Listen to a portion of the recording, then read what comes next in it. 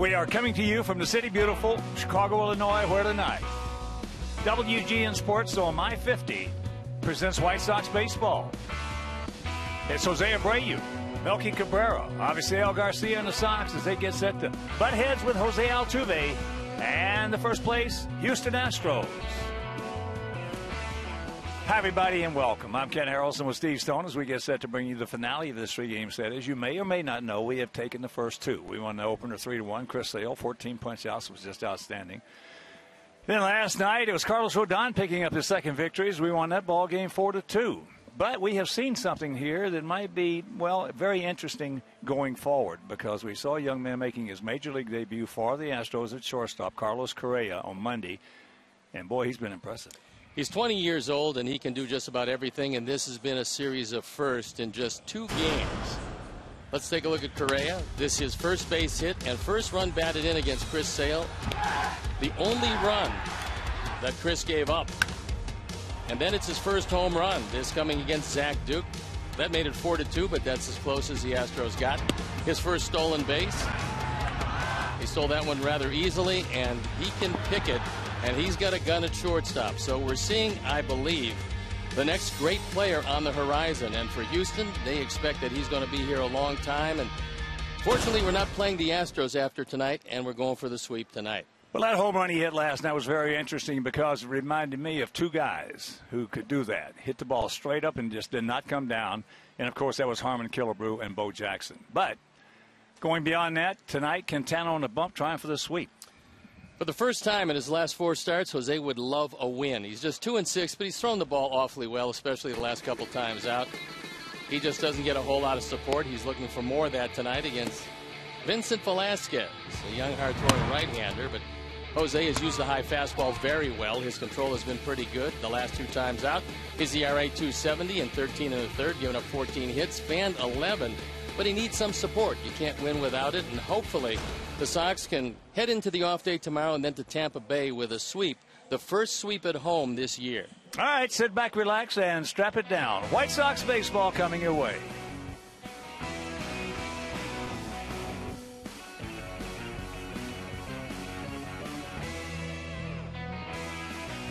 Chicago White Sox baseball is brought to you by Miller Lite, the original light Pilsner. Cheers, it's Miller time. By Honda Dream Garage Sales Event, now at your Honda dealer. By Subway, make a smart play for savory subs this season. Score more flavor at Subway restaurants. Subway, eat fresh. By Ford, America's best-selling brand, inviting you to go further in our fuel-efficient vehicles. Check out our entire lineup at your Ford store or at your local FordStores.com. And by your Chicago and Northwest Indiana Hyundai dealers who invite you to test drive our award-winning lineup today. Visit Hyundai.com.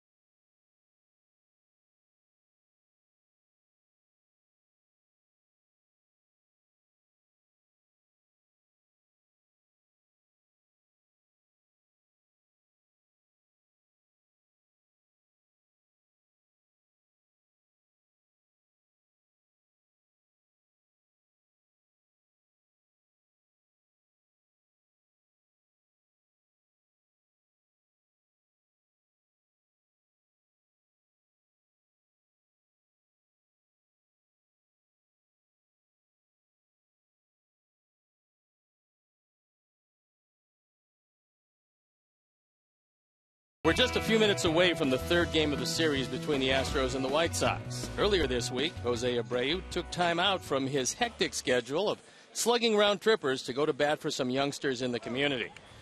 Abreu's Amigos provides opportunities for students with special needs to develop social skills in a recreational setting, such as a field trip to the ballpark. Abreu presented a $10,000 donation to Easter Seals Metropolitan Chicago School and conducted a baseball clinic on the White Sox field at the school, which the team helped build in 2008. Teammates Emilio Bonifacio, Melky Cabrera, and Alexi Ramirez joined Abreu to help teach ESMC students adapted baseball skills alongside Bull Sox Academy coaches. As told, it was another home run for the White Sox slugger. Stay tuned. We'll be back with tonight's lineup and first pitch after a break.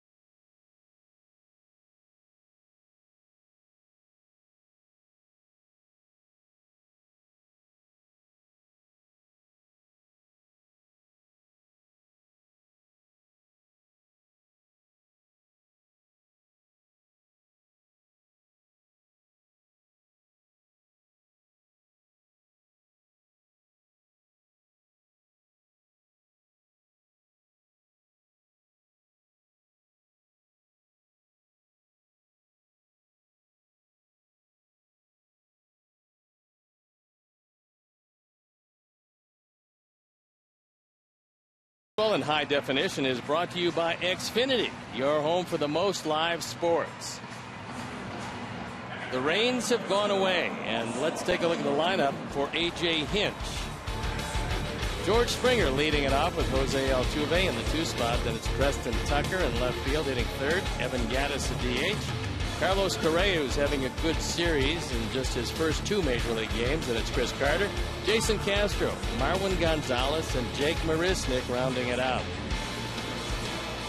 The defense and how they'll line up behind Jose Quintana. Melky Cabrera, J.B. Shuck is playing center field tonight with Avisail Garcia in right. Then it's Connor Gillespie, Gordon Beckham, Emilio Bonifacio, and Jose Abreu at first base with Giovanni Soto behind the plate. Jose Quintana, in this his 12th start, looking for his 3rd win. His ERA a little above 4 1/4. Control has been pretty good. Giving up more hits than innings pitched, which is unusual for him. And he's looking for a little offensive support tonight.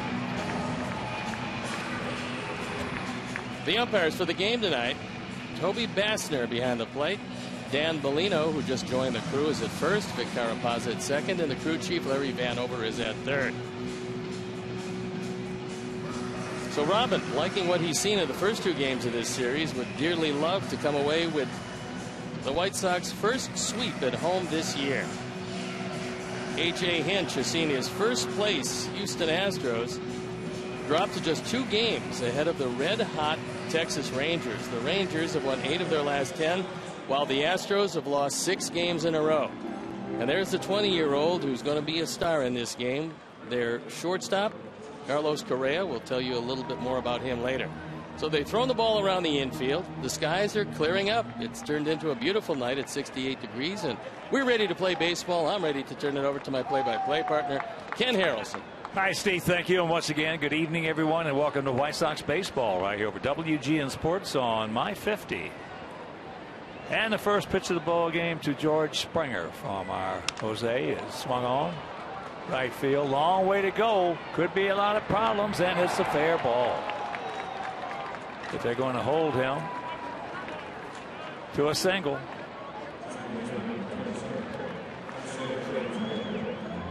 Just fair. I'm playing Springer deep because he's got big power. That fastball right down the middle.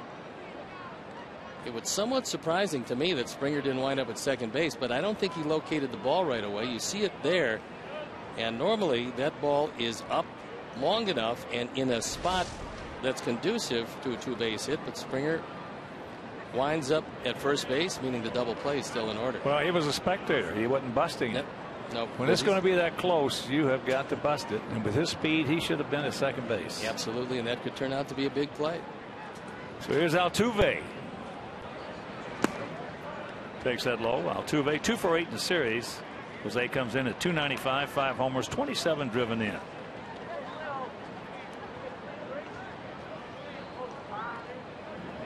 One of the bigger problems for the Astros, talking with A.J. Hinch, is they really don't have a legitimate #1 hitter. What he likes about Springer is that he'll take a walk, but he would prefer a little left-hander who will get on base a bit more. They're going to go to second. They get the force there. Nice play by Gillespie. That's a tough throw, going in and then throwing way across your body. This ball is well inside. Good pitch by Jose, and he breaks the bat of Altuve. You're not going to get two here. Altuve runs too well, but a nice job of cutting down the lead runner. And the great part about this is that Springer, who should have been at second, would be standing at third with only one out. Instead, he's in the dugout. So here is Tucker hitting at .265. He was 1 for 3 last night.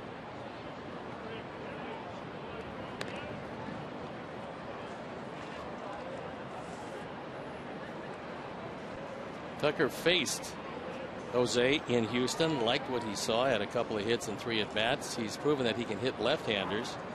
And his brother was the 5th pick overall in the first round, drafted by these Astros.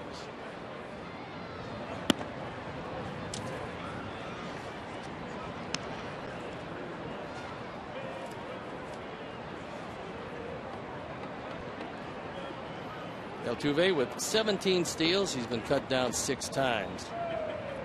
Quintana usually does a pretty good job of holding him close.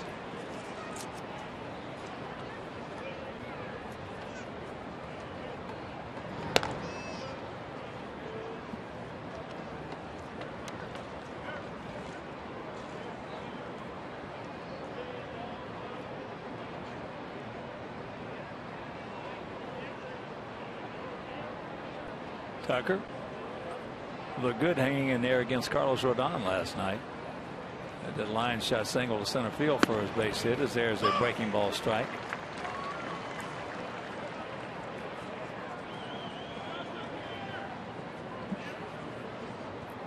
Well, he said it last night, and it bears repeating tonight.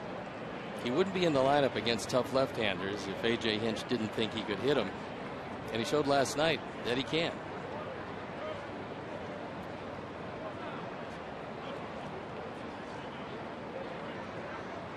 The majority, no.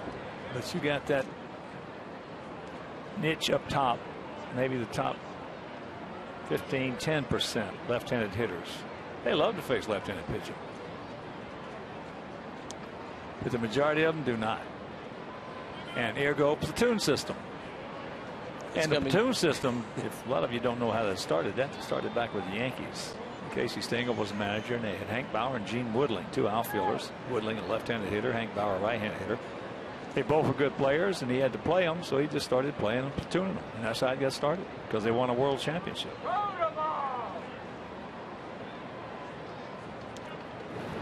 The only thing that I don't like about the platoon system, by and large, I think it works pretty well, is that they label guys before they get up and give them a chance. And when they label them platoon players, they never can overcome that. Ditto, ditto, ditto.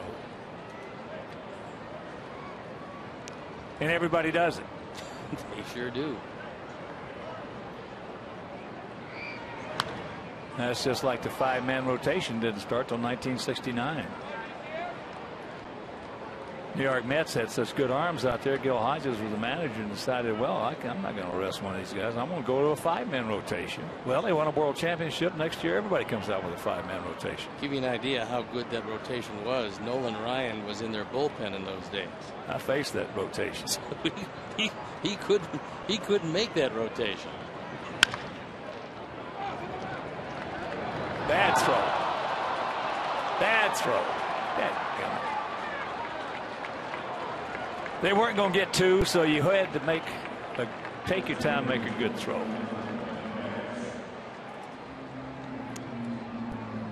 This is synonymous with a lot of Jose Quintana's outings. Gordon right on the bag looking for a double play, and then when the ball got away,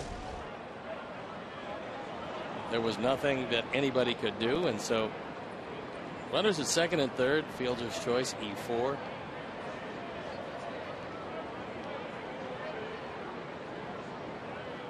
Now with first base open, I'm sure that Jose remembers Gaddis in Houston and Gaddis for his career. He's fared very well against Jose. So you got to be very careful with him, even with Correa in the on-deck circle.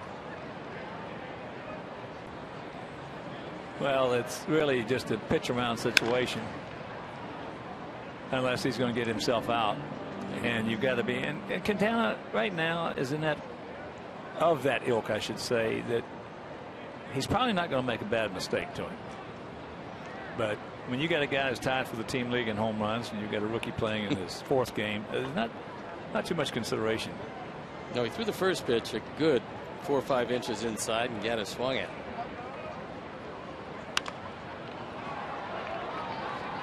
And that pitch just off the outside corner. So the count very quickly 0-2.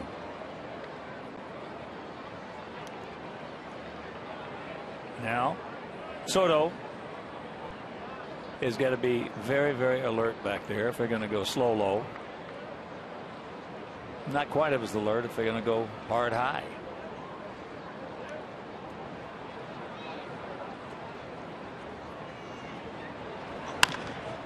All right. All right. There you go. Attaboy. Gio, that's the way to make that play. Well, Gio eventually got Altuve running as hard as he could back to third base. You run him back to the base he came from, and you make sure that he's running almost at full speed before you deliver the ball. Well done between Connor and Gio. And right here, you flip it to Beckham, and there's nothing Altuve can do.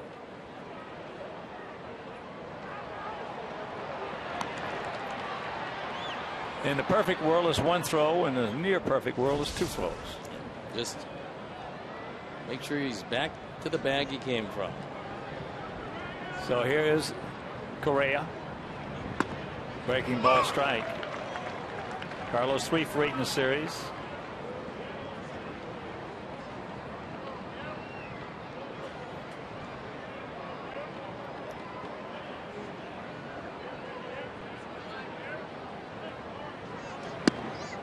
And watch this home run he hit last night off Zach Duke. That ball went straight up. And kept on going. The first of what will be many, assuming he stays healthy, and he's usually healthy.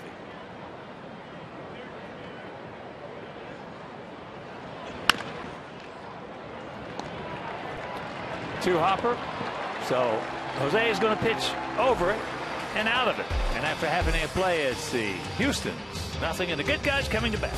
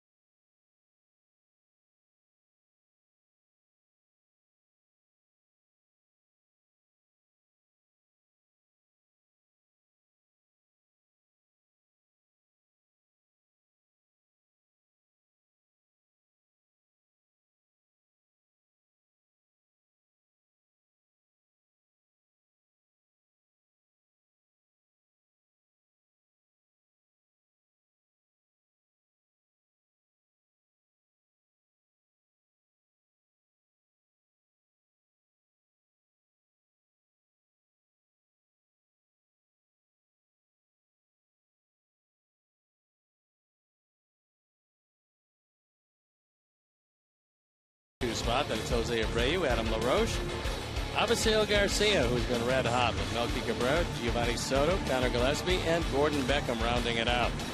The defense and how they'll line up behind Vincent Velasquez.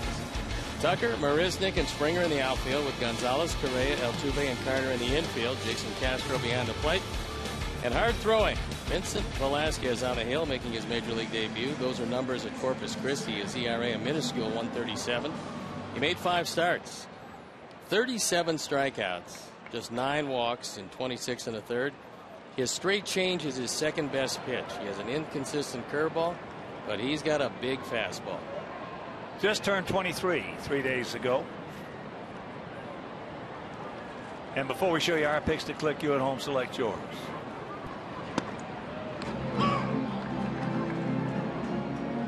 As there's first pitch strike to J.B. Shuck. Talking to the Houstons, they say he hits 100 quite often. Talking to some of our guys who scouted him, they say he's 96 to 98. That was 96. Yeah, 2 at 96, and both in pretty good shape. Only thing he's ever been able to stop Velasquez is the fact that he's had a hard time staying healthy.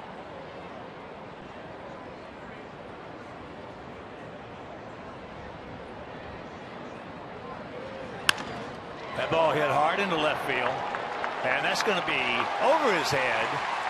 So a good job of leading off the bottom of the first with a double by J.B. Shuck. Velasquez threw 3 pitches in the same spot at basically the same velocity. 296, and this is 97, but they all were in the same spot. And maybe that works out well in Corpus Christi, but in the major leagues, too many pitches, the same speed in the same spot, that's going to cost you.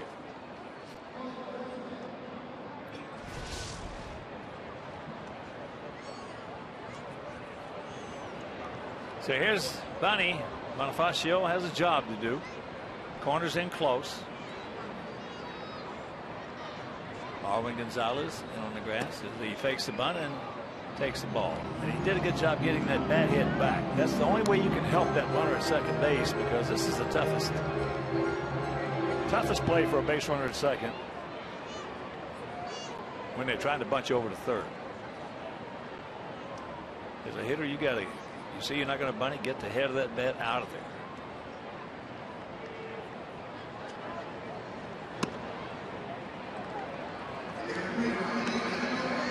What A.J. Hinch said he's got to do, unlike Lance McCullers, who is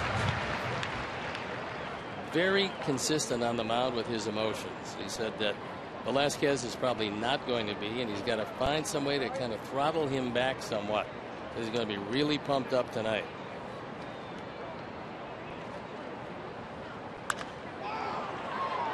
And that will not get it done. So 1 out.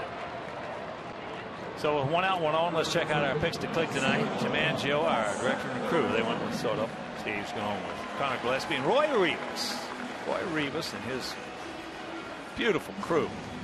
They're the ones that feed the White Sox each and every day. We're going to go with Gordon Beckham.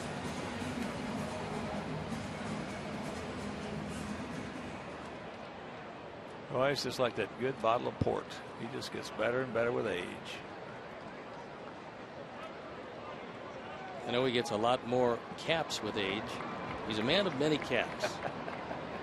One he was wearing tonight was a beauty. There's a breaking ball strike. We're talking about McCullers. We talked about the slider last night and during the first game. He's got maybe the best right-handed slider in this league. That's right-handed. I mean, that thing is. Usually quick sliders don't have much depth. His does. And it's late breaking with plenty of depth. And I was trying to think. He's 21 years old. When's the last time you saw a 21-year-old right-hander break into this league with better stuff than he's got? I haven't seen many. I do know one guy, and I don't think he was 21 when he got to the big leagues, but John Smoltz had excellent stuff. Yeah, he did, but he didn't have that slider. He didn't have that slider that McCullers has got. Well, that slider's a completely different completely different animal. The only difference, if McCullers has half the career that Smoltz has, he will have done a terrific job as John is being inducted into the Hall of Fame. And there you look at Lance, whose father pitched in the major league, so he's got pretty good bloodlines. Hitting 98 with his fastball. I can't recall the last time I saw a 21-year-old. That ball's out of play, souvenir right side. I can't remember. If, in fact, I ever have a 21-year-old with that kind of stuff. Well, I'm not sure because I was on the ball club when he pitched his first game. But James Rodney Richard pitched a second game of doubleheader against the Giants. He came up with these same Houston Astros. His slider was 92 miles an hour, and he struck out 15 in his first major league game. How old was he? I don't know the age, but I've never seen anything like it because the hitters were coming back. They said they have no idea who this guy is, but they've never seen anything like that. And he went on to have, until he had his stroke, went on to have a miraculous run of it. Well, in the All-Star game that he pitched in it, Carlton Fisk was in. I asked Carlton when he got back home, I said, what about that slider? He said it's the greatest slider he's ever seen. It was unbelievable. Yeah. And I had to face him that day. Needless to say, it was not a difficult strikeout for him. And James Rodney was 21 when he started that game, the second game of doubleheader with the 15 strikeouts. And he left some very good Giant hitters just shaking their heads. Well, I didn't see him. I never saw him pitch in person, just on TV. But for me, I got to say, McCullers probably got the best 21-year-old stuff I've seen. And there's some gas upstairs. 2 out. Some high heat. This one out of the strike zone. So for Velasquez, he had a stress fracture and ligament strain of his right elbow in 2009. That was his junior season in high school. Then he was drafted in 2010, eventually hurting that ligament again and having Tommy John surgery in 2011. Last year he missed a couple of months with a groin problem, so it's physically been very difficult for him.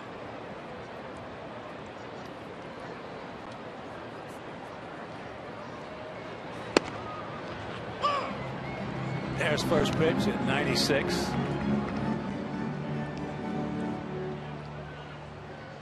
Adam at 240, 7 homers, 23 knocked in.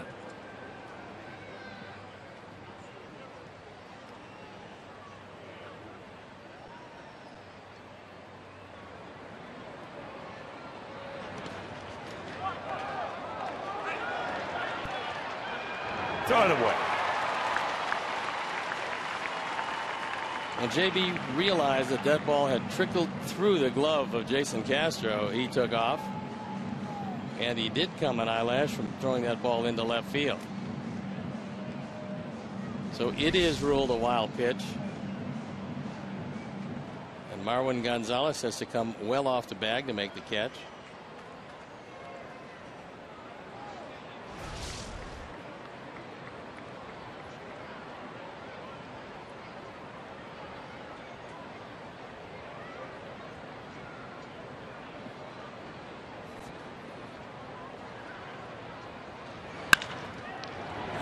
Ball is sharply but right to Altuve. So we get the leadoff double. Can't get him over. Can't get him in. And after one, no score.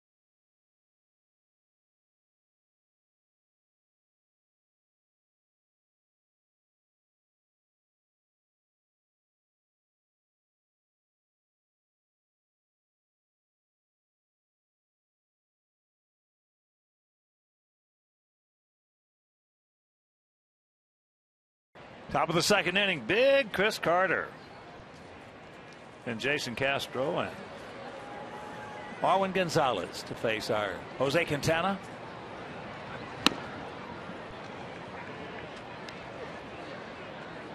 Carter originally signed a letter of intent to play at the University of Arizona in 2005, but the White Sox drafting him put an end to that.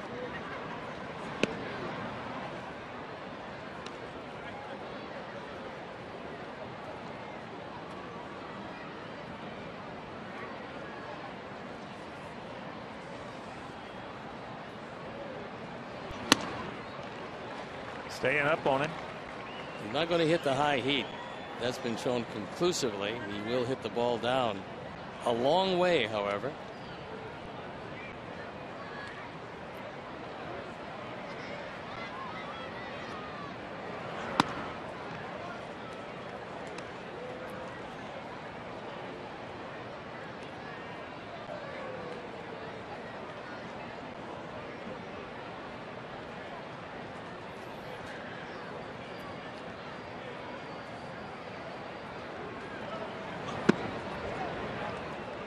Just a little low.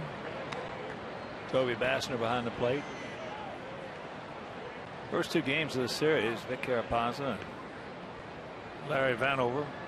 Boy, they were spot on. George Springer didn't think so, but they were spot on. That ball's hit hard but foul. Now George had some problems with it toward the end of the ball game, and George carried it over a bit when the ball game ended. But in talking with A.J. Hinch today, he said that was coming for about 5 or 6 games. George, he said, he's been striking out a lot, but he's got a good feeling for the strike zone.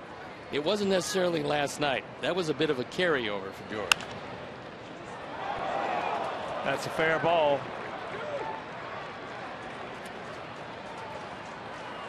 Boy, I tell you, Quintana didn't have any bad luck. He wouldn't have any luck at all.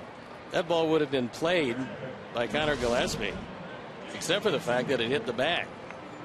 Strangest things happened to Jose. Right down the line, off the bag, over the head of Gillespie with no chance at all, and then trickles against the side pads, and then Melky can't get it out of there.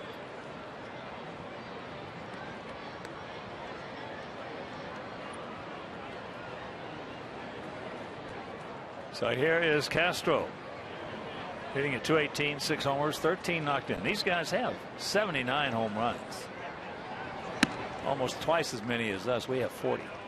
Castro, another guy that's had pretty decent luck with Jose in the past. That's one of the reasons why he's in there. Another reason, in talking with the skipper, A.J. Hinch, is that with a youngster on the mound, he feels that Castro can better ease him through this outing.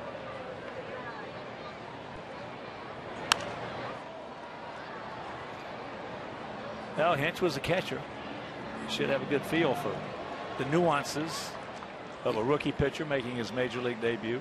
He does, and I asked him, are you a little harder on the catchers because of that? And he said, yeah, I think probably. I will tell them when I feel they're not doing something right. Well, he's got these guys under the TW syndrome. So now that's in the dirt on the breaking ball. He moves into third base. So man at third, nobody out. That goes as a wild pitch.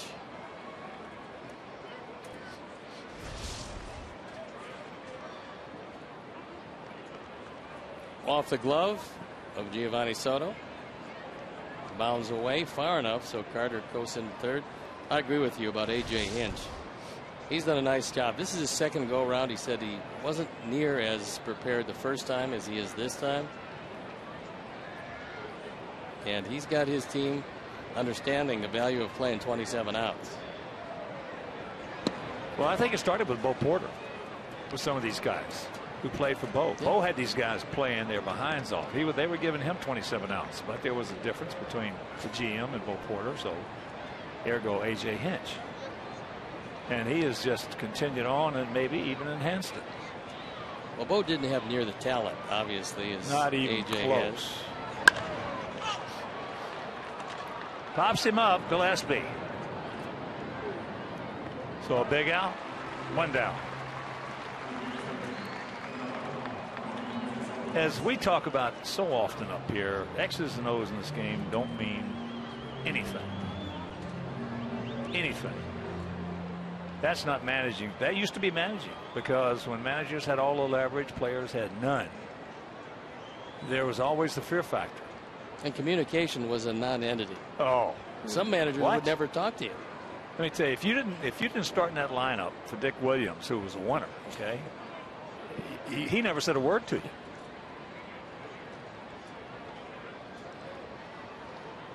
And then the only guys, when he was managing the Red Sox, the only guy you talked to was Yastrzemski, who won a Triple Crown for him.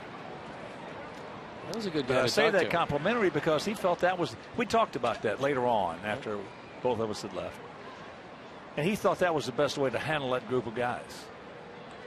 And it was, because they had finished 6th the year before. He comes in at 67, and they go to the World Series and lose in 7 games.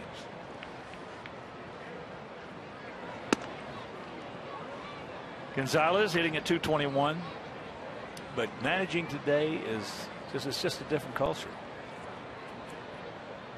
Tougher than it's ever been. That's the reason Ozzie Guillen's going to be managing again someplace, because Ozzie has the ability to inject chemistry into a ball club. Well, I would certainly hope that Ozzie would get another shot. There's been a lot of managers who had much less success that have gotten 2, 3, and sometimes 4 shots. The 3-0 he's hitting? No. All 4 academic.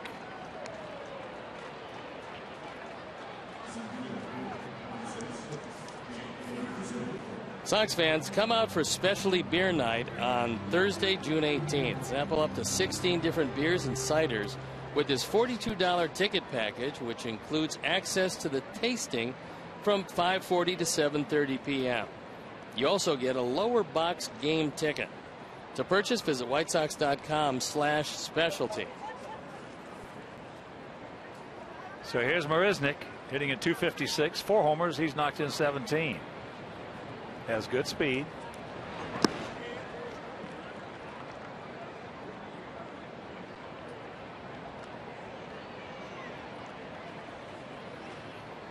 Rizek has 2 sacrifice flies, 1 sacrifice bunt.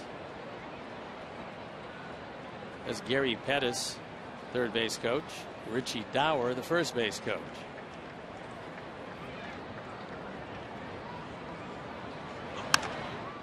I was talking with Richie, throw the bat at the ball, Dower, before the game.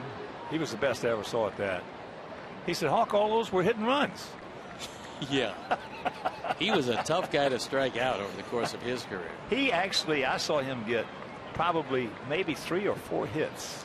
Throwing the bat at the ball. Throwing the bat at the ball.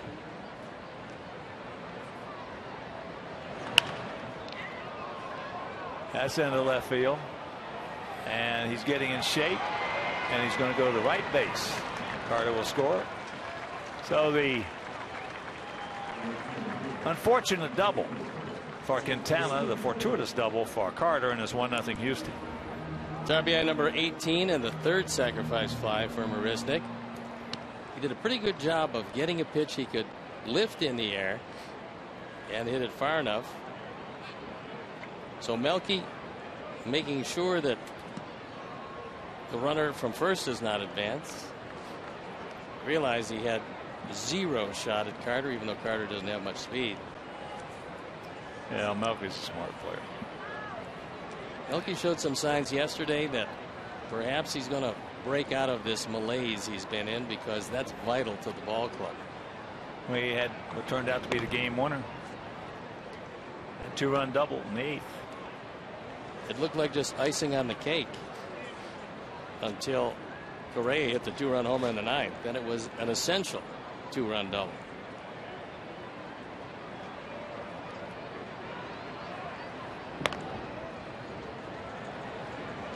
Springer hit the first pitch of the ball game, high fly ball, just about a foot and a half inside the foul line. for a single.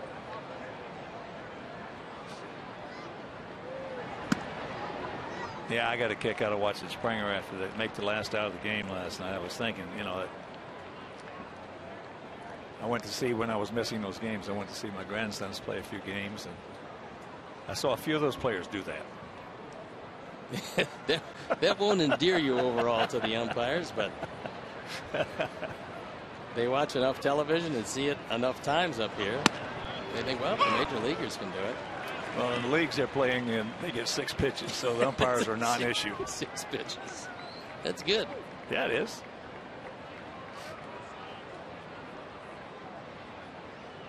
East Side and Harris and South Bend and Granger.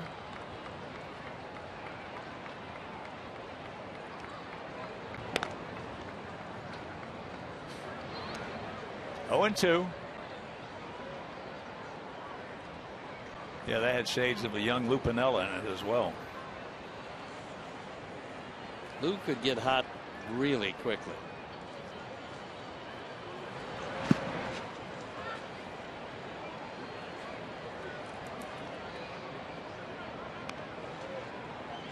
Lou doing a lot of fishing right now down in the Keys. With a lot less tension that he had managing here in this city. In any city that he managed in, especially New York with George.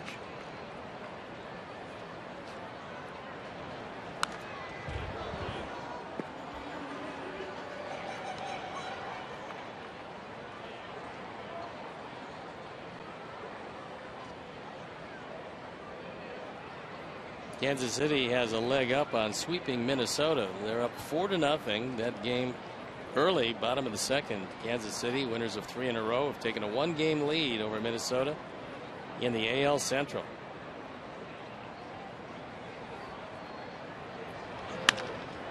The ball laced for a base hit in the right field. So 2 out, runners at the corners. And there's a nice piece of hitting by Springer. George Springer's going to be an excellent player. He just reaches out very much in defensive mode and pokes this ball into right. There really isn't anything you can do with that except do what he did. If he tries to pull it, it's going to be a ground ball to the left side, and he keeps the inning alive. For their best hitter, Altuve. He hit into a 5-4 fielder's choice.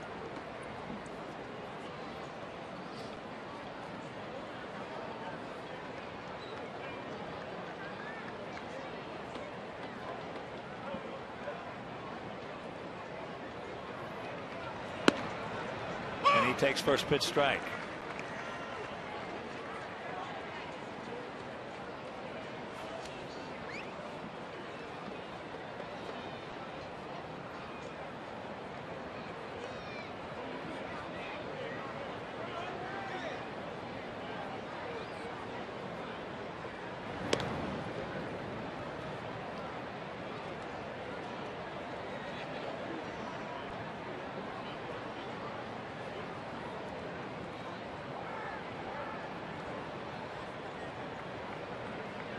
Springer's second on the team in stolen bases with 12.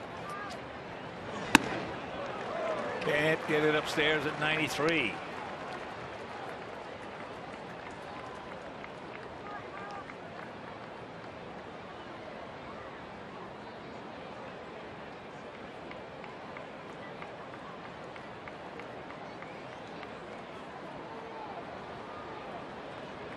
There he goes.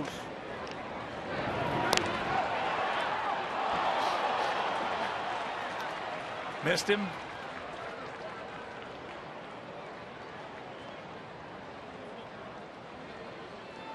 That's their 50th stolen base. Springer now 13. I'm pretty surprised that Gonzalez didn't take off when he saw this ball was wide of the bag. Because Bonifacio, if Gonzalez is going, he's in no position to make this throw. So for the moment, our boys catch a break.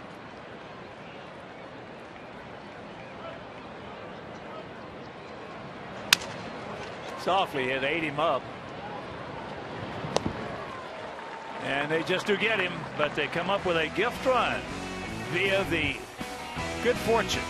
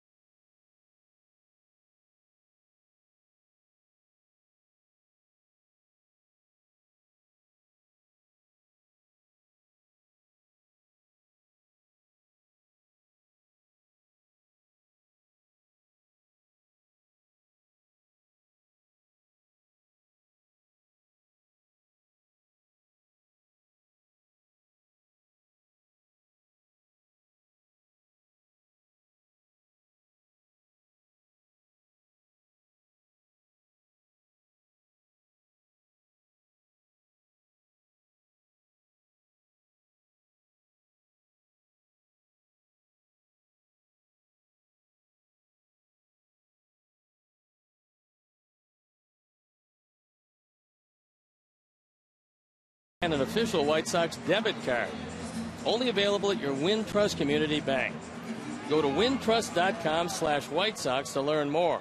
Wintrust Community Bank, member FDIC. Seattle leading Cleveland 6-1, bottom of the 5th inning at Progressive Field. Cubs leading Detroit 6-0, bottom of the 5th in Detroit.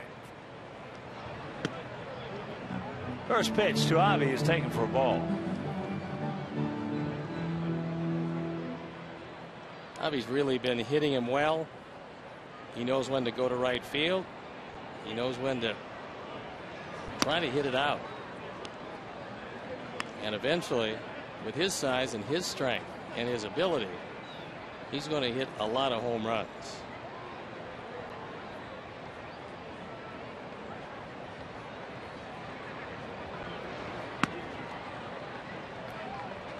Three and 0.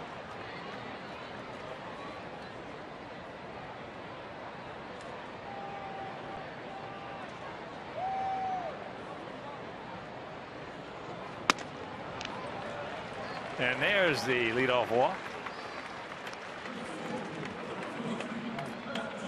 After the third out, Larry Vanover, who's umping at third, and George Springer talked a little bit about last night. And George is saying to him, hey, sorry about that. I got a little carried away with the moment. Larry undoubtedly saying, that's okay. Try not to do it again. Well, Larry's been around a long time. He understands the emotion, especially of young players. Absolutely. And he was close.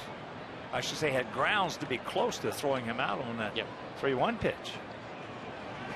Do you think umpires in your era were a little more communicative with the players? No question about it. Understood a little more, talked with them when things were going on instead of just giving them the boot? We had a relationship with them.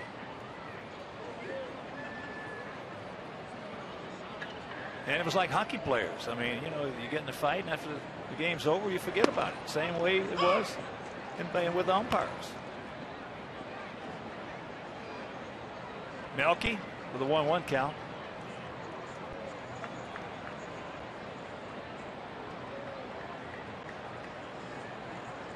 Melky 3 for 6 in the series with 3 big RBIs. He got us on the board in the first game in the second inning with an RBI single.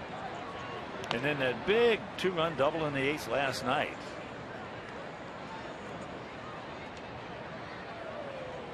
Last night when he came up, Tucker in left field was a little more shallow than he is now. After having a ball hit over his head to lead off the game, he's back a little bit in left. You know, in my time zone with the umpires, it was pretty simple. The good umpires, yeah, you had a relationship with. The guys who were not very good, they wouldn't let you have a relationship because they were so paranoid and so insecure. Yeah, it's true. There he goes. There's the throw. Whoa. And I think that Avi might want a review at second base.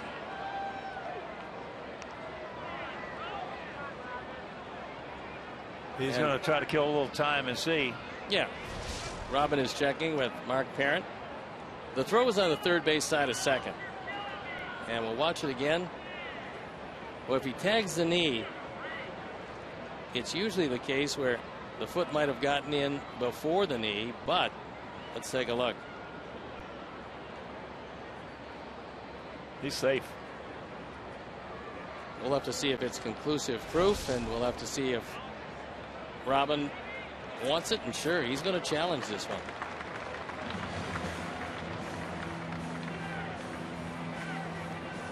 That toe got to the bag for the tag. I think one of the things that Correa might want to think about is he had his knee almost on the bag, and that's a very good way to get cut up.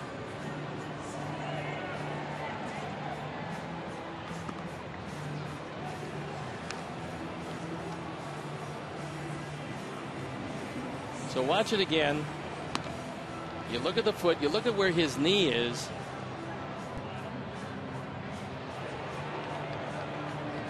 And watch as the foot gets in just ahead of the tag. Yeah. And that appears to be certainly definitive. He is safe.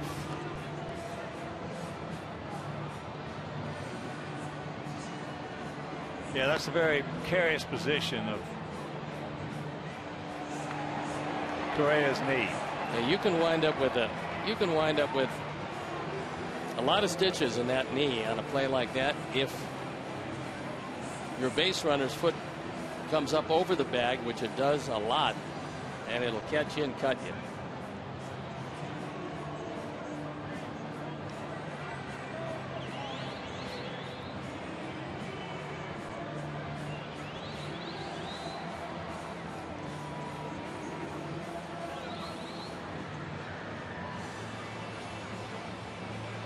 So they're still looking it over. It is very close.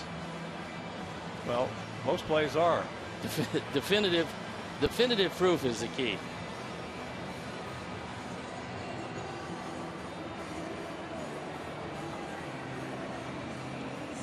That's a pretty good shot right there. I would say that that is probably as definitive as you can get. It's a bang-bang play for Vic Carapazzi. But as you slow it down, you see the foot touching the bag before the glove touches the knee. Normally, when you do tag the knee with the foot extended, foot's going to beat the tag.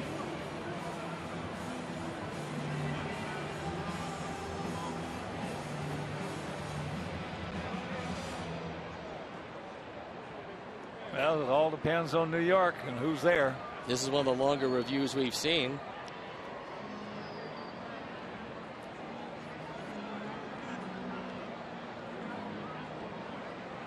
Velasquez just out there just playing a little catch with himself, right?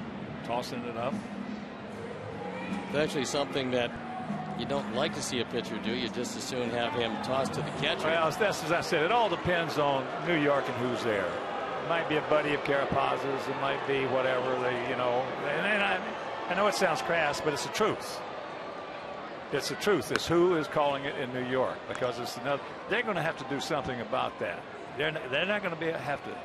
They're going to have some impartial employees up there who possibly have some baseball experience, not another umpiring crew. No, I think that that's probably the way this is headed, because as we know, this is not the finished product. Eventually you will have, I think, someone there without an axe to grind on either side of the equation. Well, exactly. You know, it could be with a myriad of circumstances on on who is calling the play in New York. As we know, there's a lot of very educated, great baseball people who currently don't have jobs that would love that one. Here's the payoff pitch.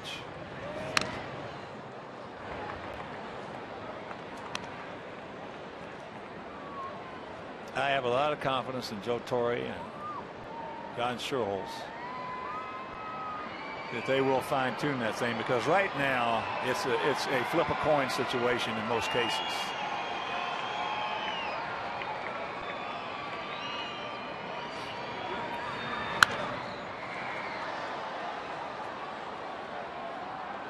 The biggest thing for me on the other side of that page is taking 4 or 5 minutes to make what is seemingly a pretty definitive call.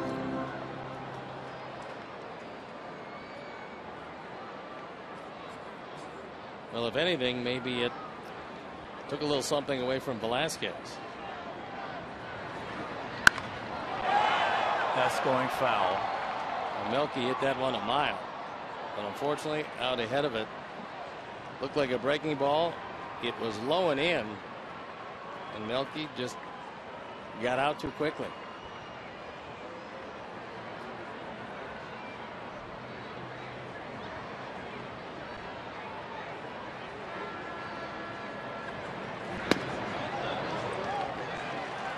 And that is off the plate for ball 4. So back-to-back walks. Unfortunately, a bad call by New York. And they called out Garcia at second.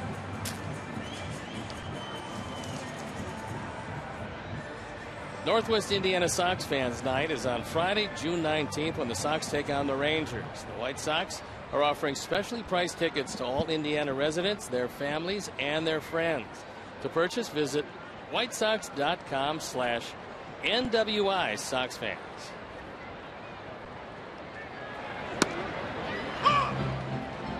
Soto takes a 95-mile-an-hour fastball. 0-1 to count. Temperature was in the 90s today, and with the storm that has blown through, it's at 69 degrees right now. Yanks that one foul. And very quickly the count 0-2.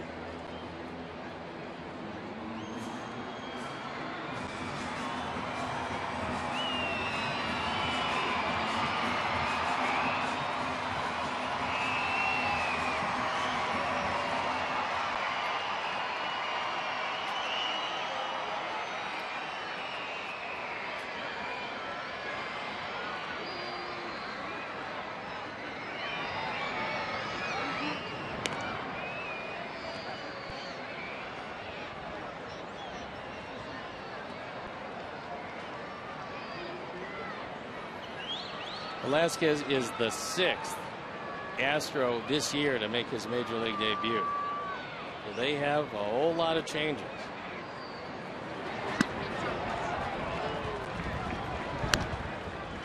When you haven't seen that breaking ball, and when Velasquez gets it in the neighborhood, it's also quick breaking and late. He's not as consistent with it as he is with some of his other pitches, but that time Giovanni went down on strikes. Here's Gillespie hitting at 246, a couple of homers. He's driven in 12.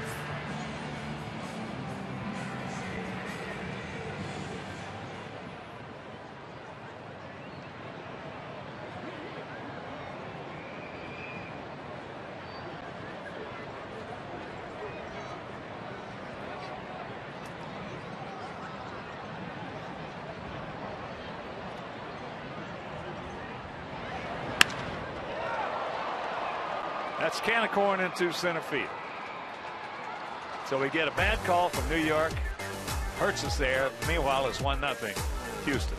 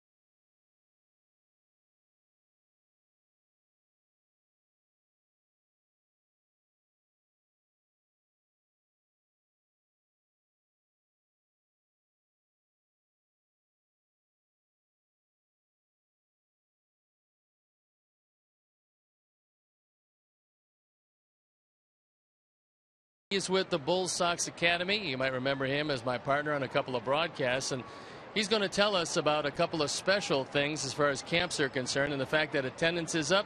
And tell us a little bit about the Jim Thome camp. Well, we've got a couple of very exciting camps, Steve. Yes, and Jim Thome is hosting 2 camps with us this summer, one up in Winnetka, one out in Lyle. Winnetka in July, Lyle out in August. We're very excited to be partnering with them again. And not only do we have a great baseball training facility, but we also have a great basketball training facility, and I understand that you're also going to have one of those.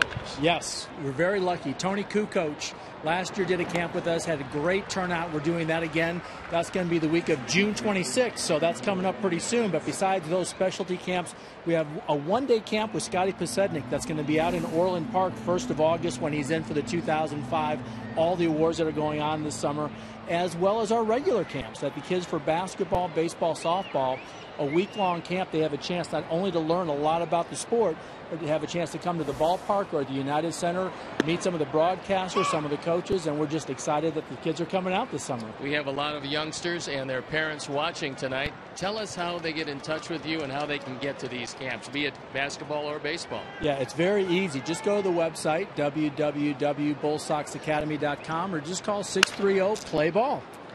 Well, Mike, thank you very much for being here. We appreciate it. It's really great to get a sound foundation to learn how to play these sports, and they can do it at the Bull Sox Academy. Exactly right, Steve. Thank you.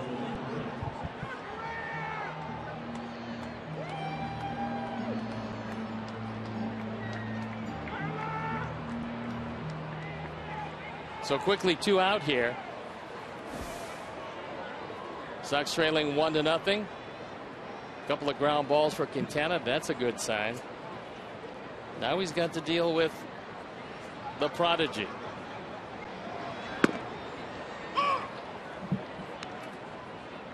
Correa bounced out to Bonifacio to end the first inning.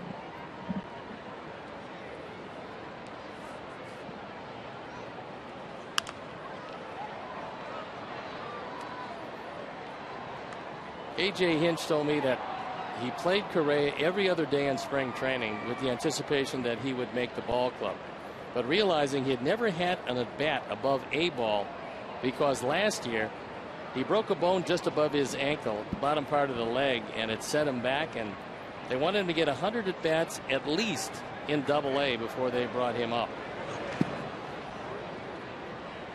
But he said there was no doubt that he was a major leaguer. He said in spring training he acted like a major leaguer. He hit like a major leaguer. The fielding without question was major league, and he had no doubt that it was just a matter of the at-bats to get some double and triple-A at-bats before they brought him here, and here he is. That's over into our dugout. There's an old saying in baseball that good ones come in a hurry, and for the most part that's true. But in today's game, when you have 30 teams and you have so many good young players trying to get there in a hurry,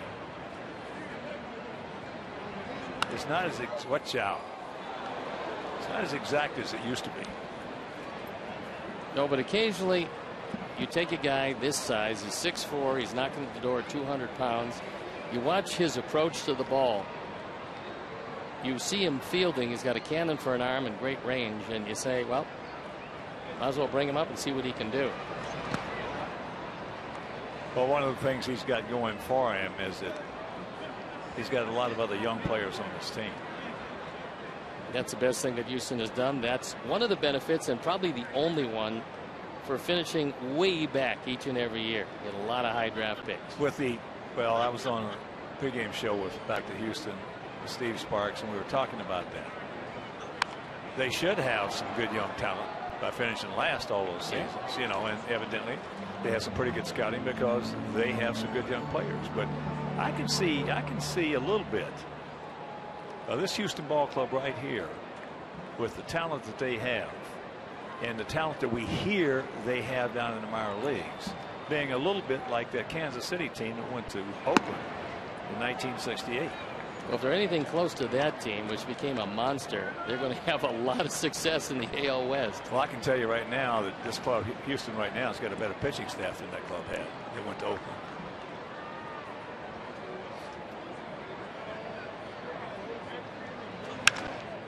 That ball hit hard. Boy, he is strong. He's strong, he's smooth, he uses the whole field. There's really not much that you don't like about him. That's his first double, so it's been a whole series of firsts for Carlos Correa. And watch it again. This ball is on the outside corner at the knees, and he hits a rocket over Avi's head. No chance for him to get that one.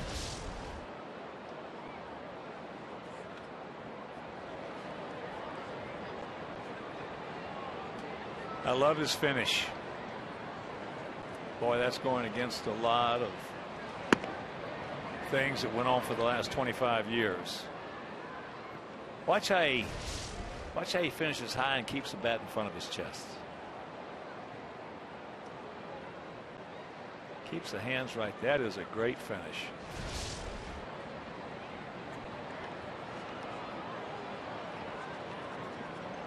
I love the fact that his approach to the ball allows him to hit the ball to all fields.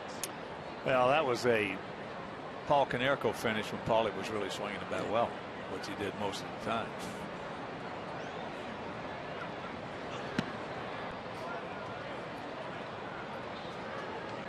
And we've seen him against 3 very tough pitchers.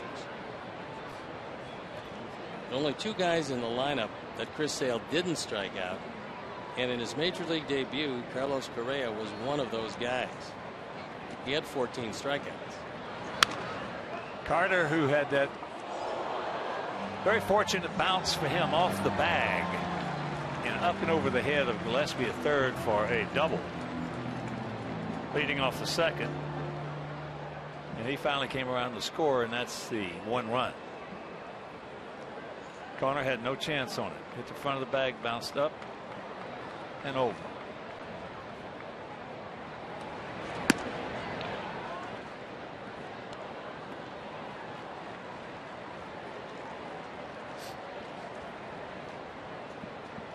Here's our Mazda replay, and you see it hugging the line, and then oops. Not much you can do except watch that one get stuck under the pad. Well, had hit the bag exactly right.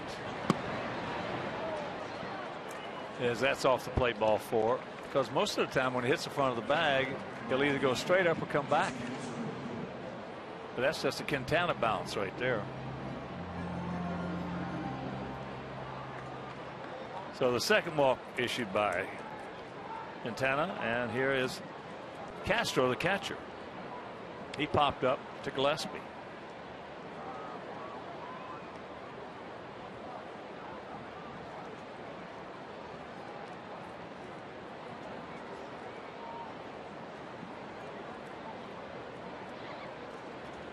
Castro was another one of those first round draft picks that's made it to the major leagues. And he was the 10th pick overall in 2008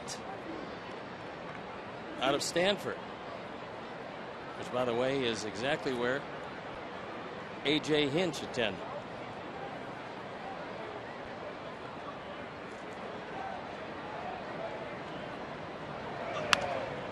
Good pitch, ate him up.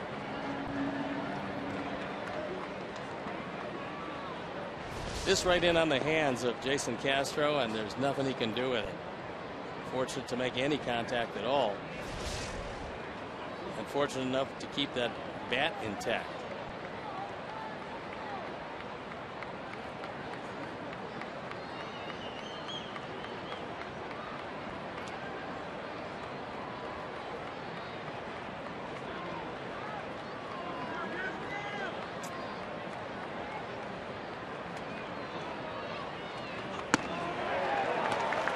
He gone.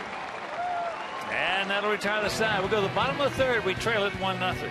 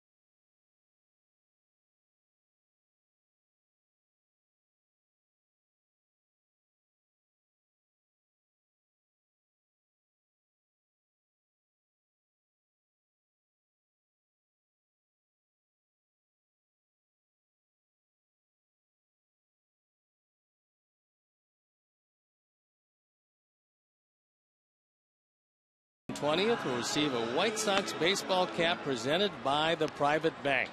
The Private Bank, we solve for X. Purchase your tickets today by visiting whitesox.com/promos.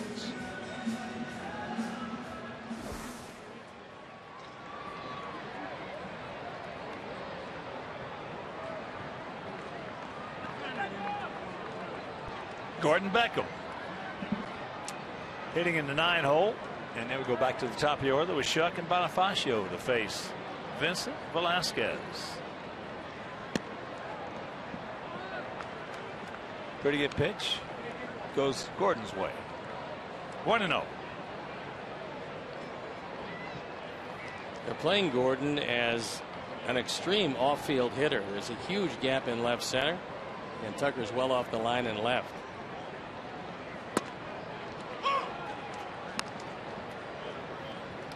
We pan around, we show you the defense, and you can see he can get out ahead of one. If Velasquez will throw him that straight change, he'll have a shot at it. Springer. 1 out. Now the Sox will conclude this game, this series, and this homestand. Have tomorrow off, and tomorrow night we'll head on down to St. Petersburg. Take on the Tampa Bay Rays for 3, and then go to Pittsburgh for 2 on this 5-game road trip. In that Tampa Bay series, we're going to run Danks, Samardzija, and Sale out there. Tampa Bay playing pretty good baseball. They're winners of 7 of their last 10. They're in second place. New York Yankees in first place coming into action today, but they've got a big loss as Miller, one of the better left-handed setup men and closers around, Andrew Miller, has gone on the disabled list.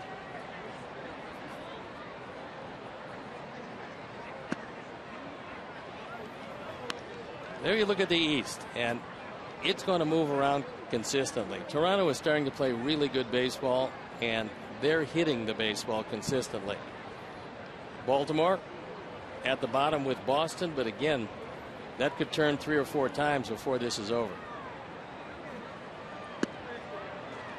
Way out in front on that change. And the count 1-2. JB led off the first inning, the bottom of the first, I should say, with his second double of the season. A shot over the head of Preston Tucker. That's the reason that trip was very, very important. It's going to be the toughest trip that the Sox have to make all year. And that was that 11-game and that 11-day road trip where we went to Toronto, had an off day, had to go to Baltimore for a doubleheader, and then go down to Texas and Houston. And we came back 5 and 6. And really, if we'd have said, will you take 5 and 6 on this trip? Without even heading out, you'd have said absolutely. Yeah. Especially knowing how hot the Texas Rangers were becoming. Well, Toronto was starting to play good. Baltimore was starting to play good at that time. Texas was playing good at that time. And Houston, of course, was in first place. No, that in treading water on that road trip, it set up what the Sox have been doing now, because this stretch, including that road trip, there's all contending teams. You go to Tampa Bay, go to Pittsburgh, come back against Pittsburgh, then take on Texas, then go to Minnesota and Detroit. So it doesn't get a whole lot easier. And when you look at the teams that are on the schedule, this probably for a 3-week period is the toughest part of the schedule, including that 11-game road trip necessitated by the 2 games that were canceled in Baltimore, taking away the off day and putting a lot of pressure on the pitching staff, a staff that has responded pretty well. That's all speed away.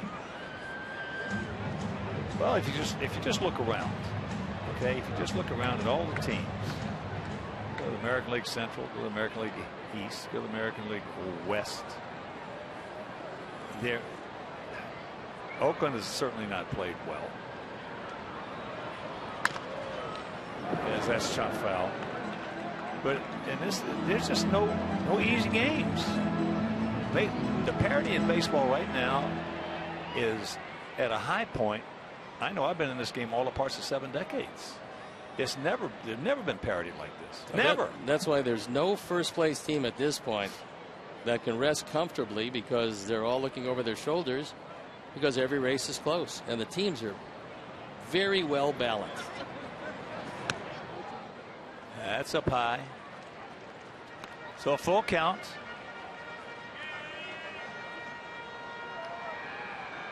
Yeah, in the American League, there's just no patsies out there anymore.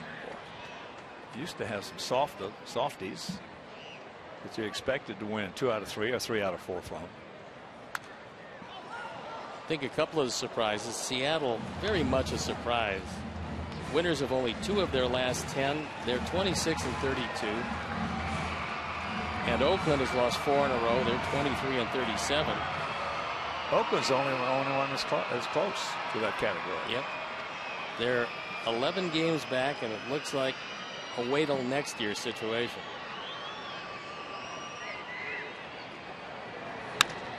There's a good at bat right there for JB. So the 1-out single. That's a 9-pitch at bat, and he finally got a pitch that was out of the strike zone, but he was in full protection mode, and he dumped it into left center. Well, we have 2 hits, and he's got them both. He doesn't get a chance to start too many games, so when he does, he's got to take advantage of it, and that's exactly what he's doing, showing that he can hit off the bench. And if a manager knows you can hit off the bench, you become a very valuable man. He showed that in spring training.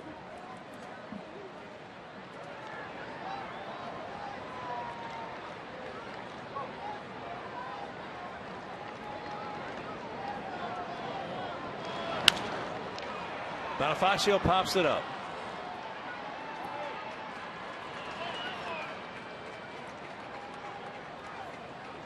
Two down.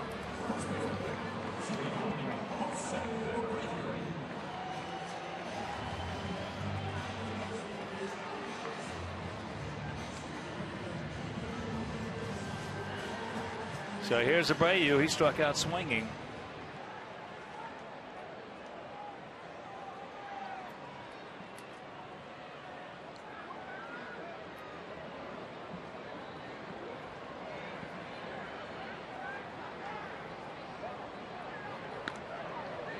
Pretty quick feet from Velasquez.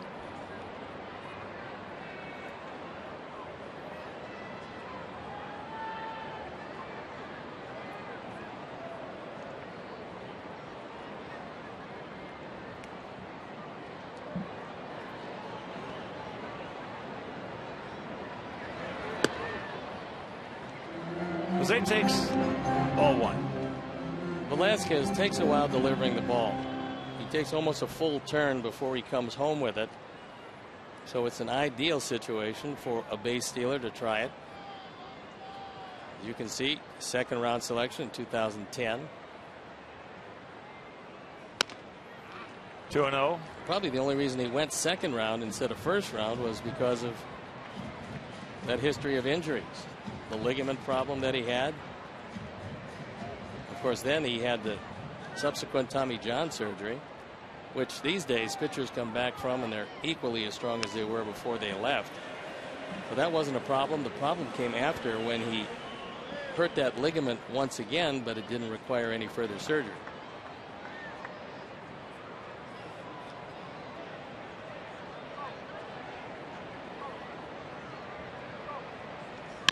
There's a shot for a base hit. So 2 on, 2 out.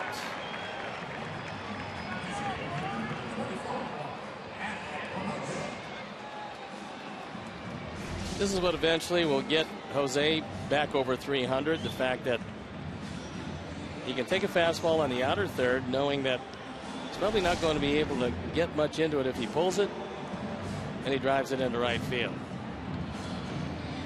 Now Castro going out to talk with Velasquez. Adam LaRoche will be the hitter. Adam was 0 for 1, but he hit the ball very hard to Altuve to end the first inning.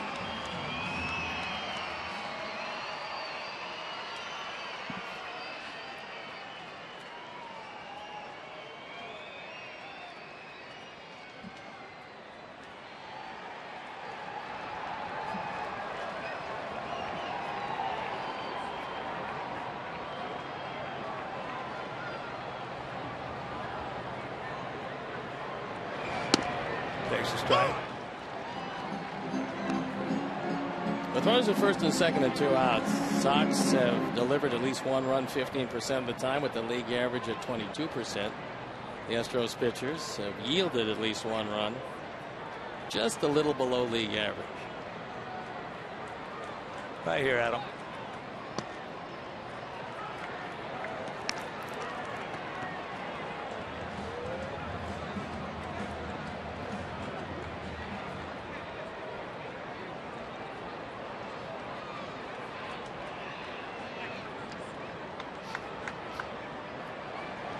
Watch out.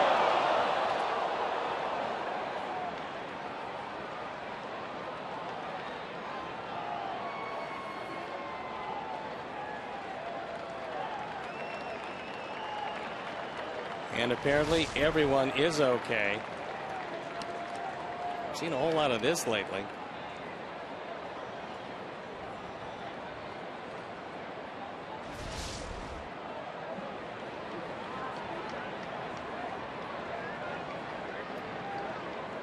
One and 2 the count.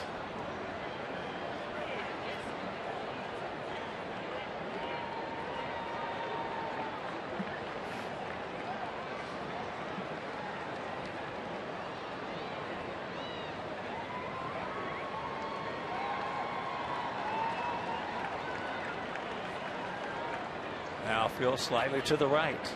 Nice gap in left center.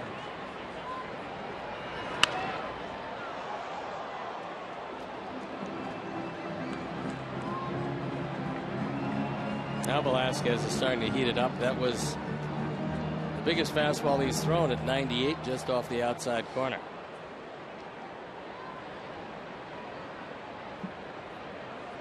Well, when guys can throw that hard and have a pretty good changeup, you'll see a lot of bats in the seats.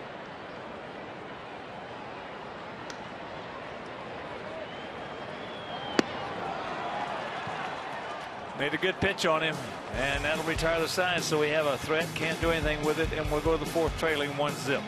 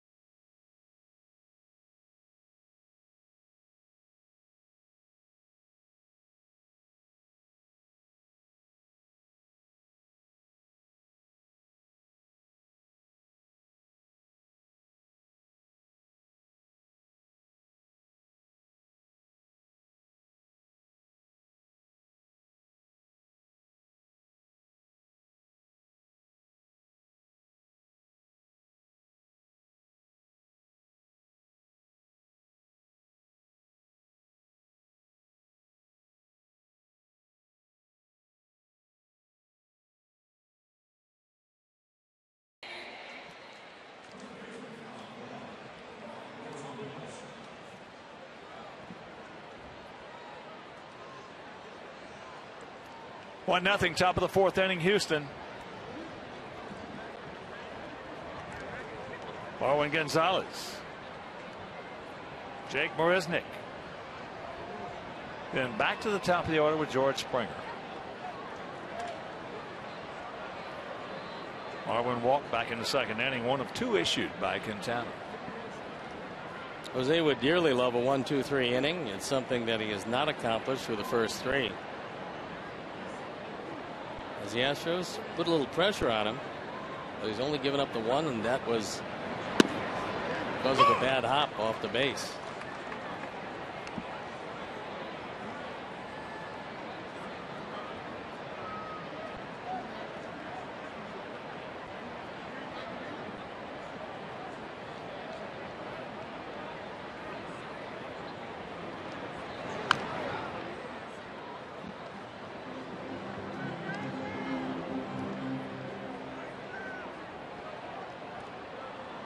To the count. Finale of this 3-game set. Sox took the opener. 3-1 behind Chris Sale. 14 strikeouts.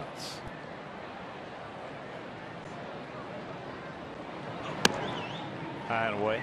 And last night won it 4-2. Carlos Rodon, 6 innings, no runs, 4 hits, 2 walks, had 5 strikeouts.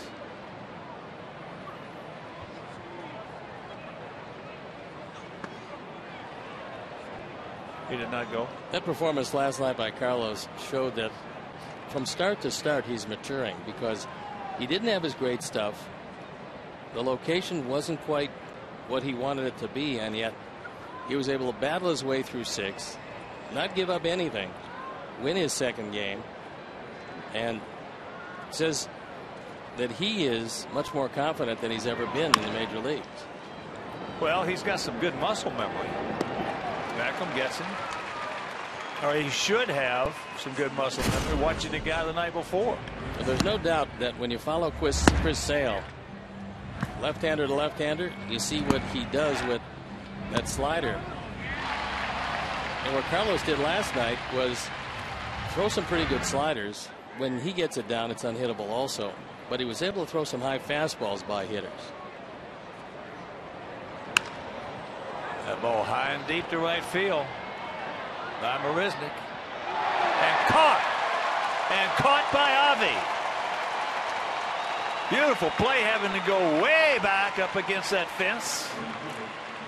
And that's a hang with him for Jake Marisnick. Unfortunately, he caught it before he trapped himself underneath the overhang. He's back, he makes the catch, and then bangs into the wall. Nice play by Avi. This ball an eyelash from going out. So here's Springer. He's 2 for 2 with a stolen base.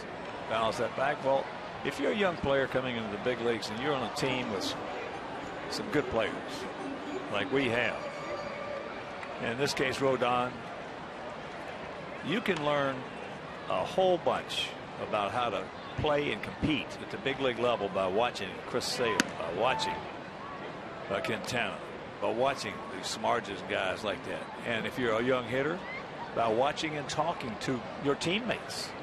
Watch them.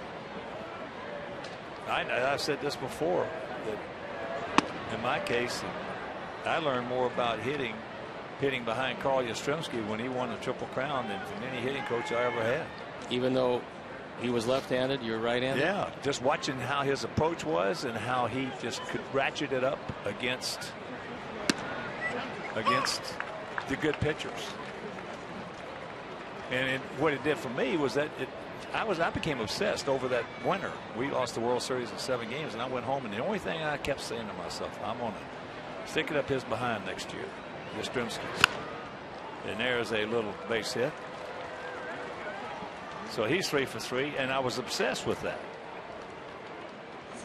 And as it turned out, I almost won a Triple Crown in '68 just because of Yastrzemski.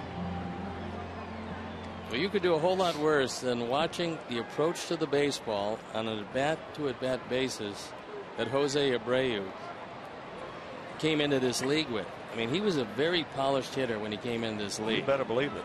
He had either really good coaching or some really good teammates. He's also a very smart hitter. Tough to get him out in the same place twice. In that respect, a lot like Miguel Cabrera. Can't get that one upstairs. How many hitters in this league do you think actually have the ability and the smarts to set up pitchers? One for sure. And that's Miguel. You know that. Right. Yeah, one for sure. Well, Victor can do it. Martinez can do it. Not many. Not many at all. Because one reason, but if you're going to try to set up a pitcher, you got to be willing to give up an at bat. Yeah. And guys today are taught from high school, man, don't give up any at bats. Don't give an at bat away. That's BS. It really is. If you're going to become a good look, you got to learn how to. Is that ball into left center field? Shuck is there, makes a catch, and Altuve is retired. So we'll go to the bottom of the fourth. There's still 1-0 bad guys.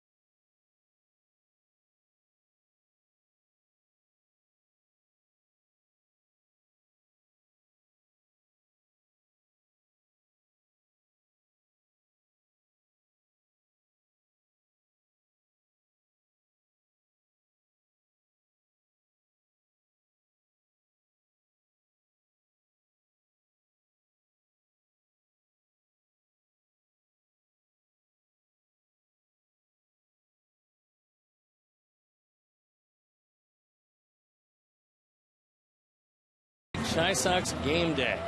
And you might be today's White Sox fan of the game.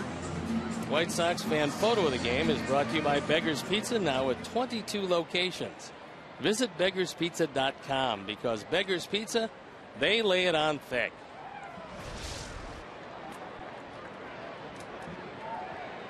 Ivy will lead it off for us. He walked leading off the second inning. He attempted to steal second, was safe, and New York called him out.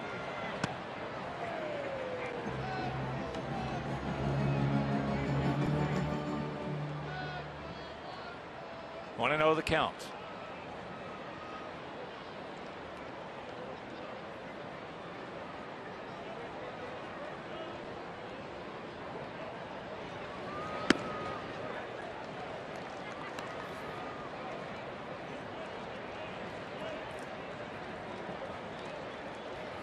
To another count.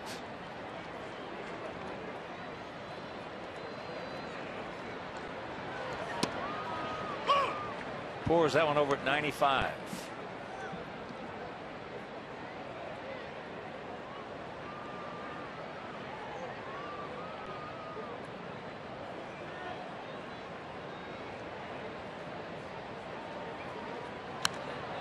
He got a cookie right there and missed it. That was a hanging breaking ball. Very much up in the zone. And unfortunately, fouled it back.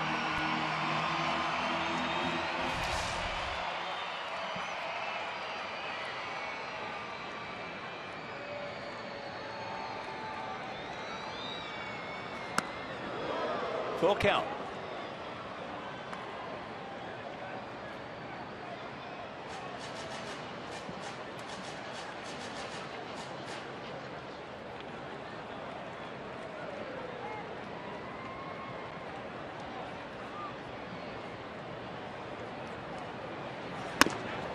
And he's going to walk again, leading off an inning.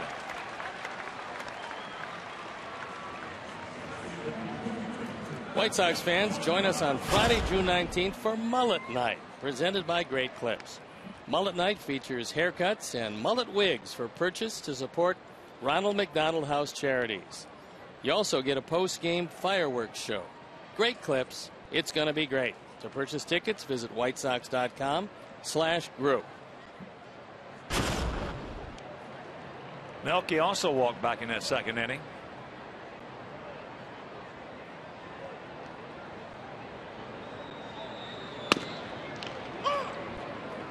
That was a big call the second when New York blew it. They would have had 2 men on and nobody out.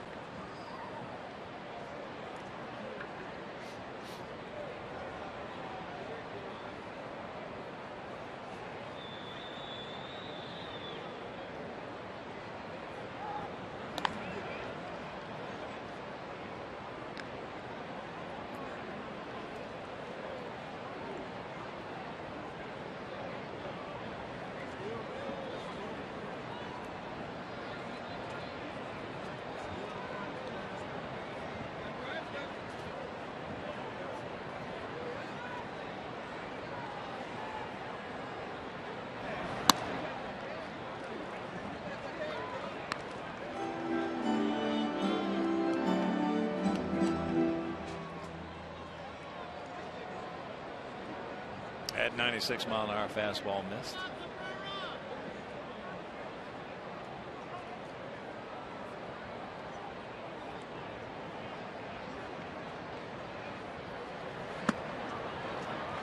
And that one was low. So 2-1. Altuve in pretty good shape if he can get out in front of one. Altuve is playing very much up the middle, and you've got Carter having to hold Avi close. Not going to take 95, 4 inches outside though, and pull that one. No, that's not going to work.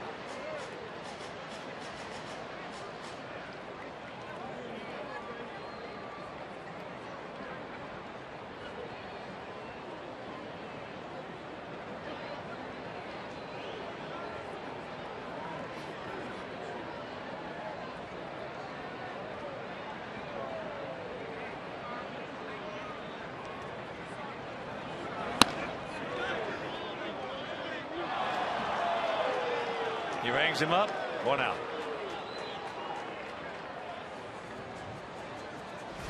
And Melky thought he checked his swing.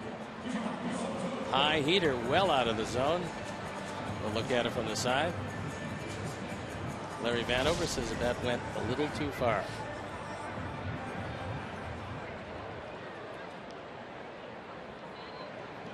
Here's Soto. He struck out on a curveball.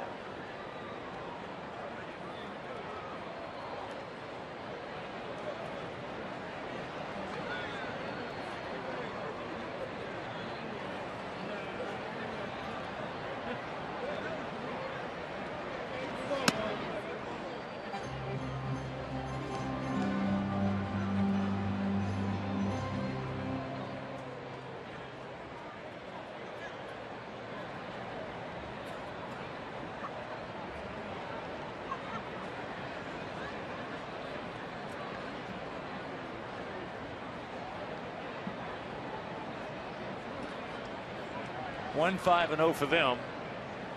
0-3-1 for us.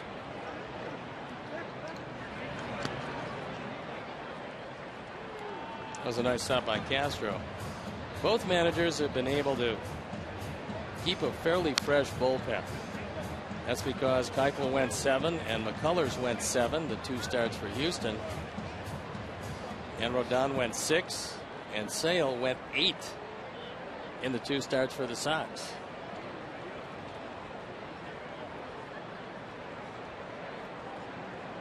That's Keuchel. He's a pitcher. That's all in for the game. I said, you're a pup out of Mark Burley with better stuff. He said, I'll take that. He has that kind of career. Yeah. And he's starting out on the right foot. He played for a bad team and his numbers didn't look good. Now he's got a good team And his numbers at 7-2 with an ERA like he has are starting to look real good. He can pitch. He knows exactly what he's doing out there. And it's very rare. He lost on a home run. Something that's only happened, as far as home runs are concerned, 4 times this year. He keeps the ball in the park better than anybody in the major leagues. And pitching in that ballpark in Houston, that's unbelievable. That's a good trick.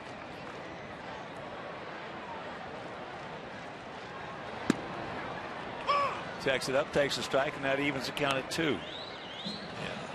Well, they're taking down the Tal Smith center field. The season's over.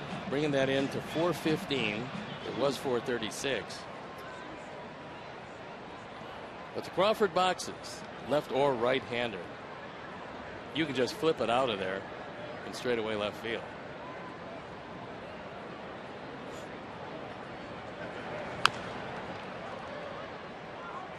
Yeah, it is pretty good hitter's ballpark.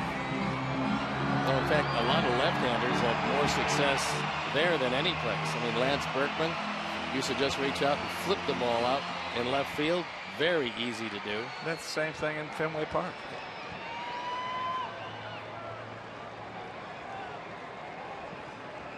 Wade Boggs, Freddie Landon, those guys. Ted Williams was the only guy that didn't use the Green Monster very much. When we were in Houston, we were talking about the similarities of Fenway in that the left fielder can play much more shallow. So if you're at second base on a base hit to left field, it's very difficult to score. Because the left fielders that play deep there, that's a big mistake. Well, you better have a very fast center fielder. They got one of those.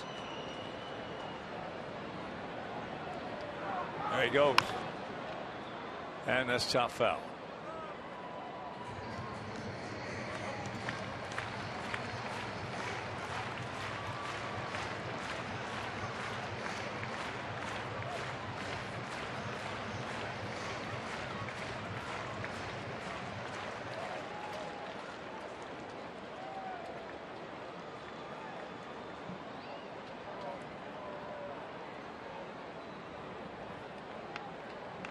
One out, one on, 3-2 the count. Just joining us, Vincent Velasquez making his major league debut. There he goes. To strike him out and to throw him out. And we're into the 5th, trailing 1-0.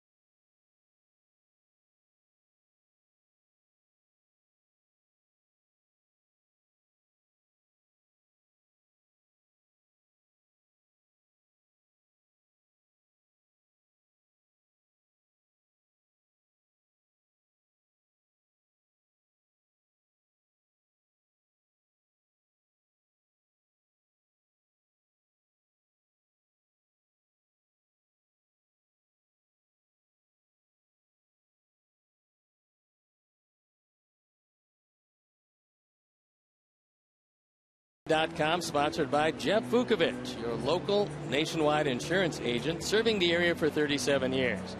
To join the nation, visit jeffvuk.com because Nationwide is on your side.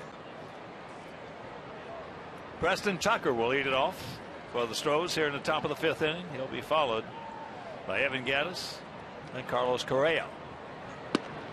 Curveball strike. Tucker has reached on an error, and then last time up in the 3rd leading off, hit the ball very hard to Bonifacio.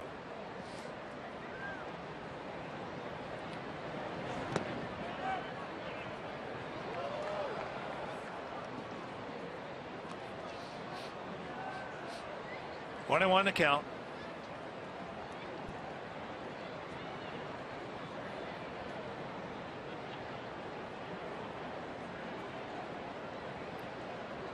Outfield bunched a bit.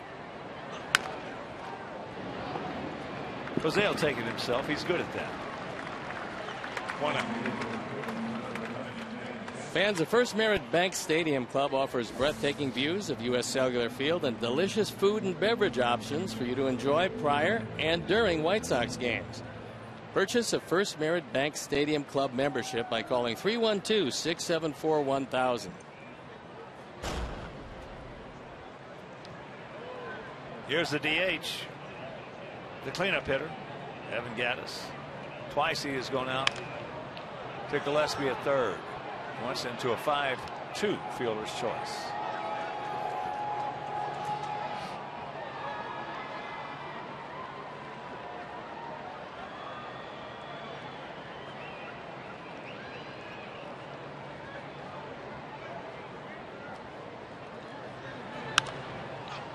High pop up right side.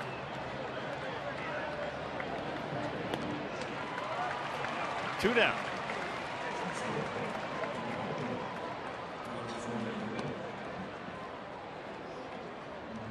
So here comes Carlos Correa. He's 1 for 2, a double hit. A line shot over the head of Avi in right field for his first major league double.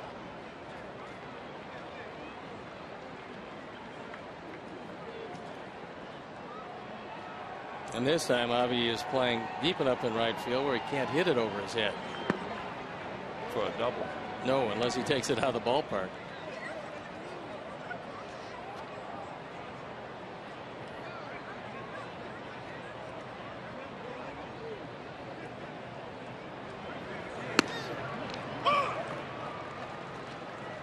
One and one to count to the 20-year-old rookie, playing in just his 3rd major league game. You mentioned the similarities physically between him and a young A-Rod. Unbelievable. Even the stance at the plate, they look almost identical. Unbelievable similarities. The way they run. A-Rod could fly when he first came up too. He was the first Puerto Rican player ever drafted #1 in the draft. Breaking ball, couldn't get it. Got a pretty good idea why. Yeah, he's very movements are similar.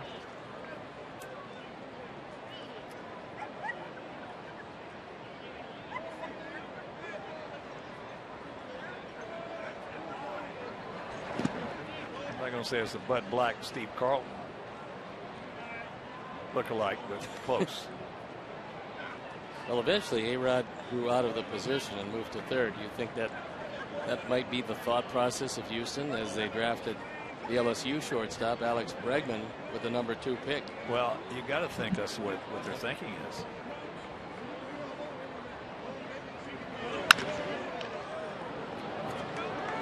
Because if another bad throw by Bonifacio, so he'll make his 2nd error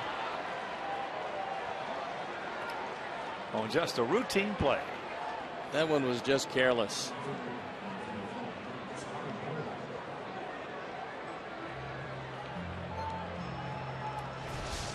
Looked like he just wanted to flip it across. He knew he had it in plenty of time, took his time, and then flipped it way wide of the bag. And no chance at all for Jose. Wow.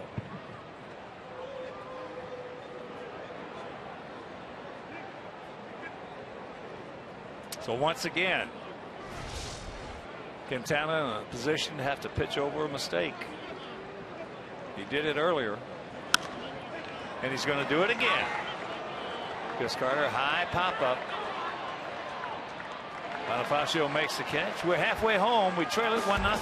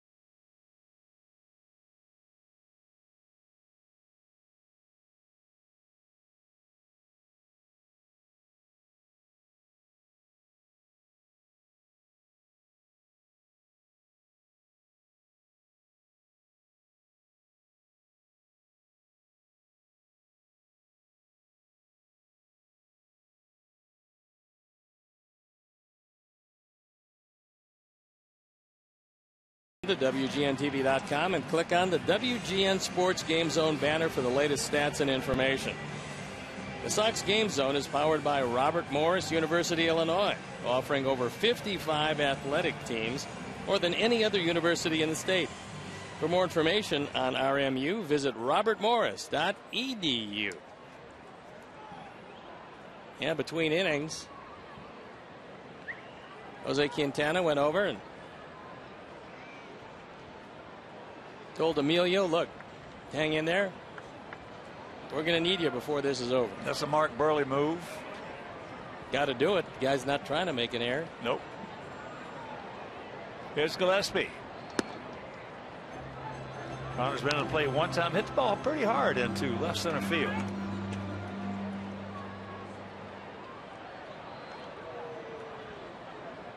Yeah, that's the Mark Burley catfish hunter move right there.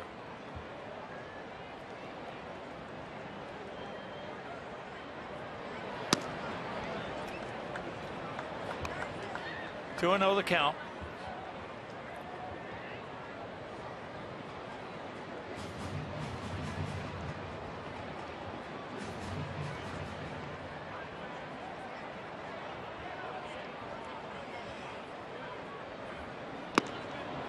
What's kind of interesting is that most infield defenses either shift on Connor or play him very much as a pull hitter. But the outfield, the Houston outfield, playing him as an off-field hitter. With a big gap out there in right center.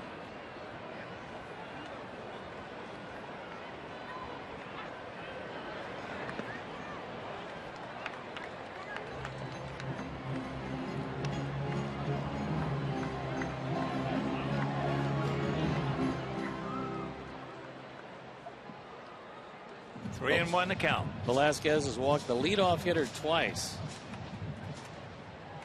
and had Shuck leading off with a double in the first inning, and it hasn't hurt him yet.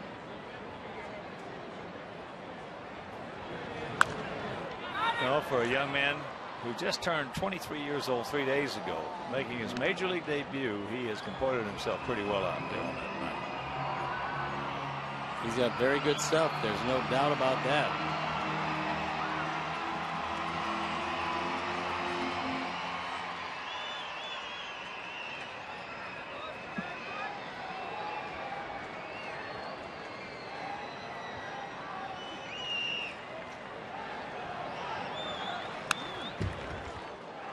Good rip, just underneath it. That one at 96. There you look at the numbers so far, and 3 walks and 5 strikeouts have used a whole lot of pitches for the youngster.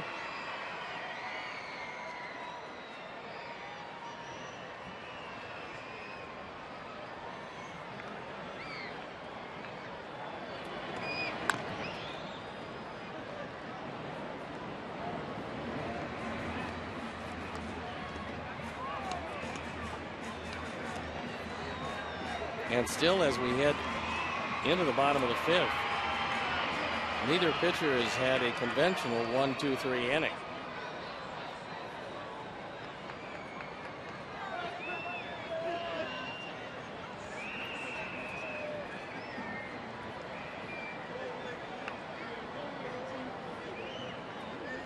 Once again, the payoff.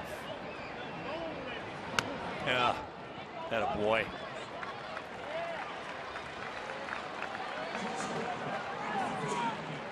So another leadoff walk.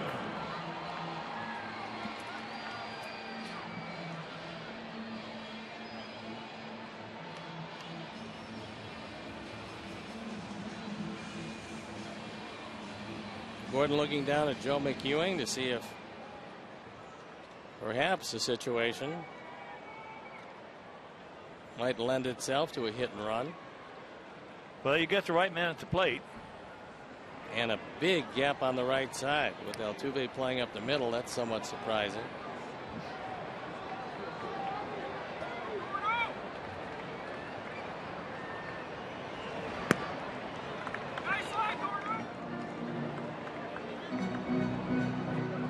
Want to know the count. And pitching coach coming out to talk to the youngster. Brent Strom, pitching coach, longtime pitching coach, left-handed pitcher in his day. Talked with him many times about his pitching philosophies. He's got some pretty good ones. And I don't think he's had a better young staff to work with than he's got now here in Houston. And they keep on bringing up more of them.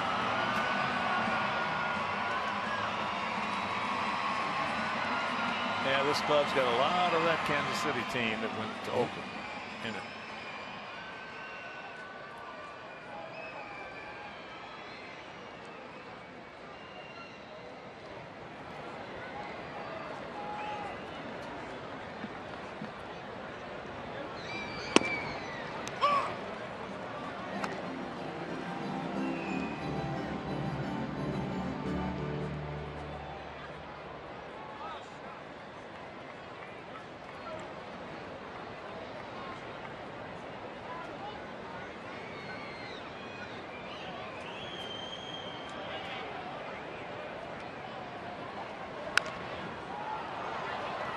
Well, he got a good pitch to hit and couldn't do anything with it.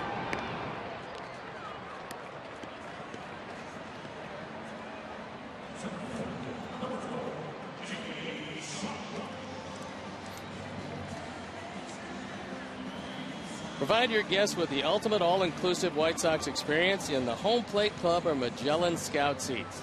Those 2 premium seating areas are the best way to entertain your most important clients, employees, friends, or family. For more information, call 312-674-1000 or visit whitesox.com/premium seating. So 1 on 1 out. We have 3 hits, and here's a man who has 2 of them, a double and a single. J.B. Shuck.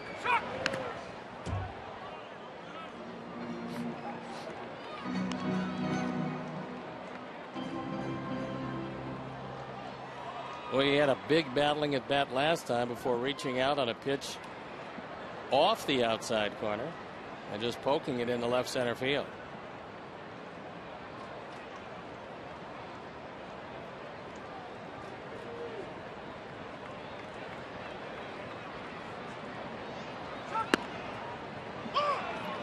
That pitch right at the bottom of the zone. Good strike. And the count 0-2. This starting rotation this year is probably better than they were last year. And last year, the starting ERA was 3.82. That's the best they had since their World Series year of 2005. And Sox, of course, will remember that Houston team fondly.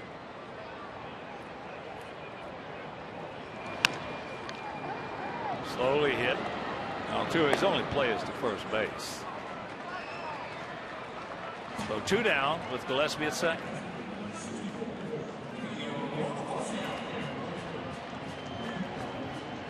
So here's Bonifacio. Emilio has popped up to short, popped up to left. Great part about this game is you always get an opportunity for a redeemer.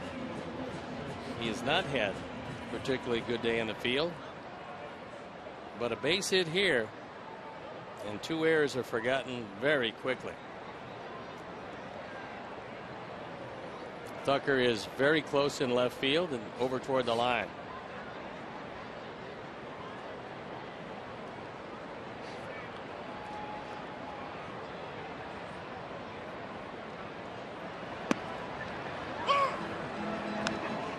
First pitch strike. Just flips it up there at 97.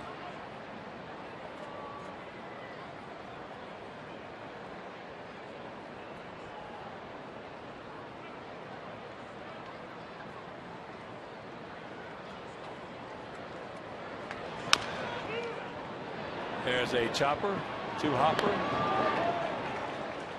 And that'll retire the side. So again, we get the leadoff man aboard. Can't do anything with it, and we still trail it 1-0.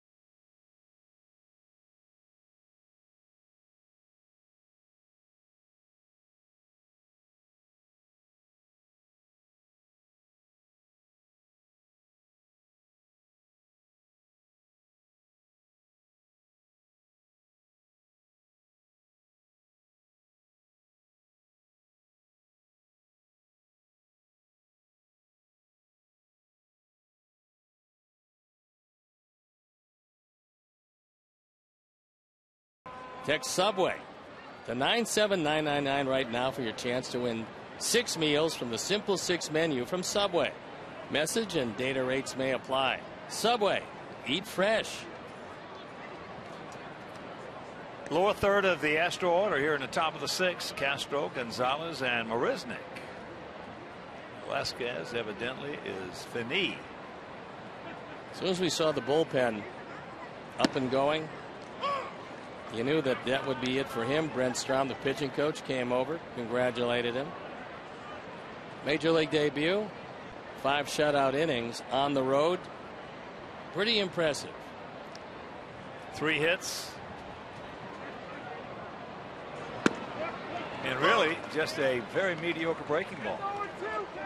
That's really his 3rd best pitch. Yeah. The straight change is good. The fastball was very lively. And, you know, you hit it on the head when you said it was a very easy 97, because young arms, resilient arms, they can do that. And A.J. Hinch was talking about a fast body as opposed to a guy with a slow body that can get the ball there at 97 like Salazar from Cleveland. And hitters just don't pick it up as well. It looks much harder than it's coming in. He go. Well, and for position players like Correa at shortstop. There you look at Will Harris. He'll be coming into this. Our hitters will be happy to see him.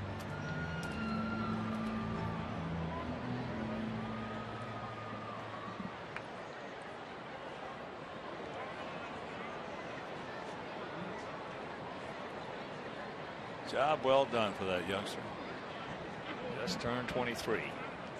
So here's Gonzalez, a walk and a ground out to Beckham at short.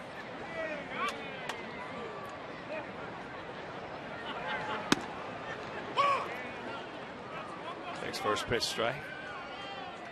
Marwin thought that one was high, but that had the whole zone.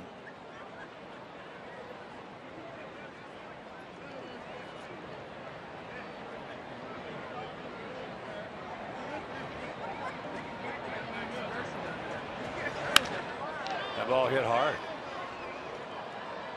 But we got a man there. Jimmy Shuck.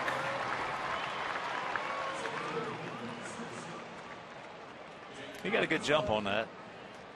Made it look easy. This ball hit right on the button. And JB was able to run it down.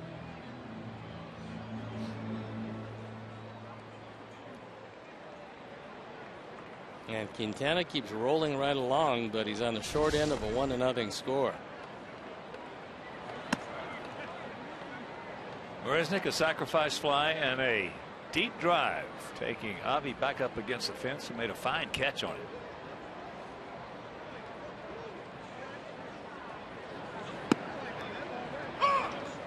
Checks it up. Marisnik's just 24.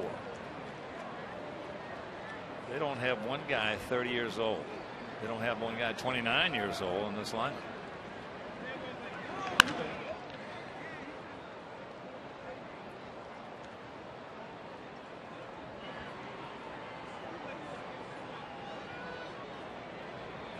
And they're in first place.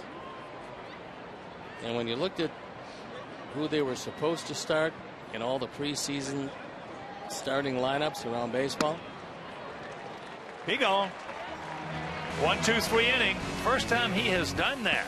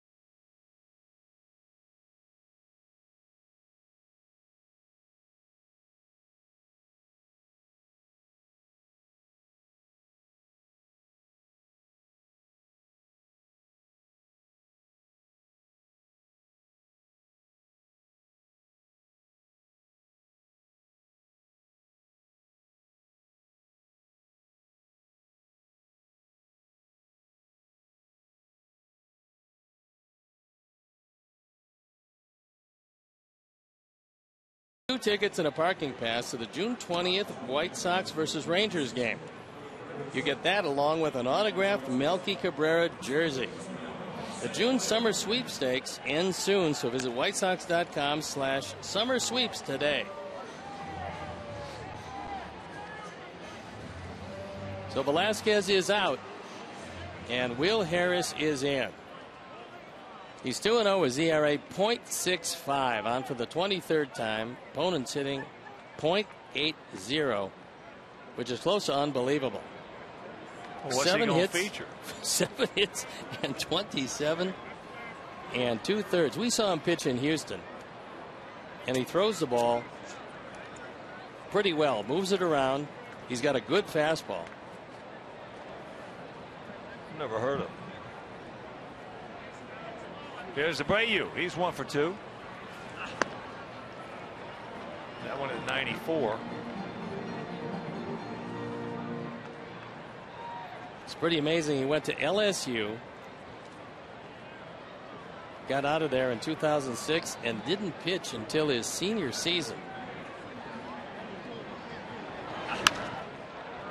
Well, LSU has a terrific program. They have had one for years.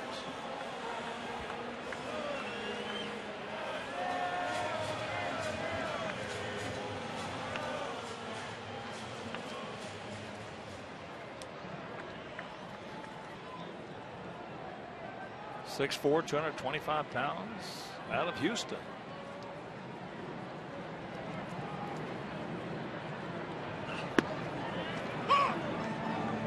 Drops the hook on him, and the count 1-2.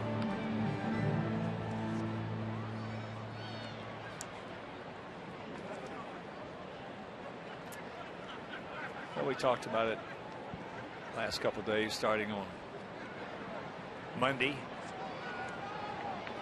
It's just amazing. There's a chopper. Guns it over. And that's out number 1. It's just amazing how many outstanding young pitchers are coming into the major leagues. We saw one last time for them, Josh Fields. He was in an inning, struck out 3. He was a Rule 5 pick. So apparently someone didn't like a nose-to-toes curveball and a 96-mile-an-hour fastball, because Josh Fields looks pretty tough.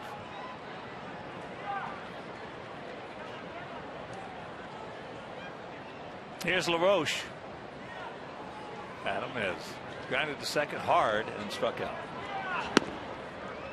Yeah, we never saw, when I was playing, we never saw this many good. First of all, it was a different culture in those days. You had 4-man staffs. Most of the starters were veterans. You had 9-man, 10-man pitching staffs. That ball hit way back. He looks up. You can put it on the ball. Yes. And this game is tied at 1.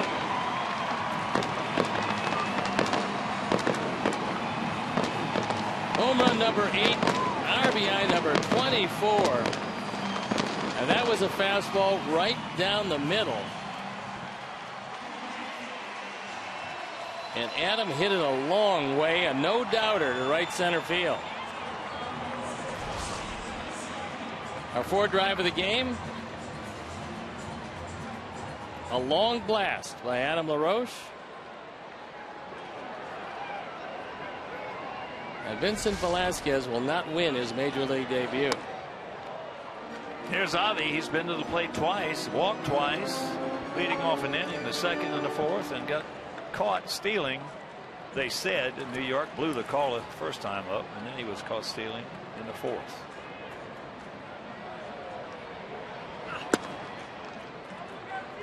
That's low. That's the 3rd home run Harris has given up. Well, that was no cheapie. Well, if you're going to give him up a long way. I was talking to a good friend of mine the other night in Kansas City, former major league pitcher for a long time, Lou Krause.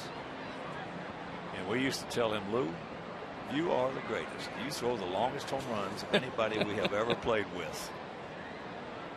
No sense giving up a cheapie if you're going to give one up. Remember Adolfo Phillips? I do. We're playing in Dallas in AAA, and Krause is pitching. He threw one. I was playing left field. He threw one to Adolfo in that old ballpark. It went over the light towers. That ball had to go 600 feet.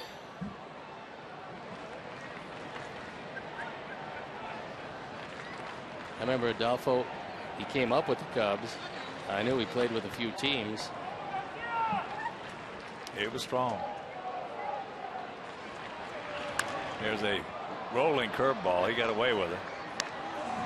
Yeah, but Luke Krause signed a big, tremendous bonus for Kansas City.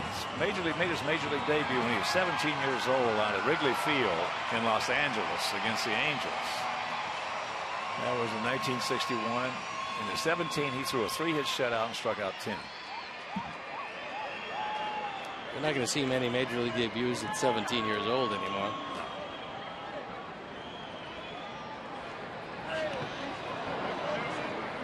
Got him on a breaking ball, so 2 down.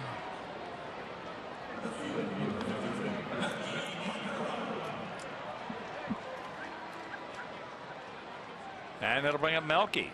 Melky has walked and struck out. He's 0 for 1.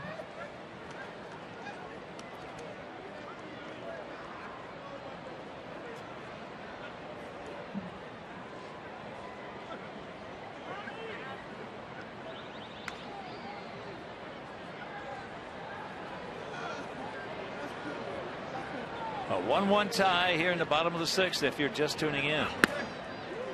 As Melky takes ball 1.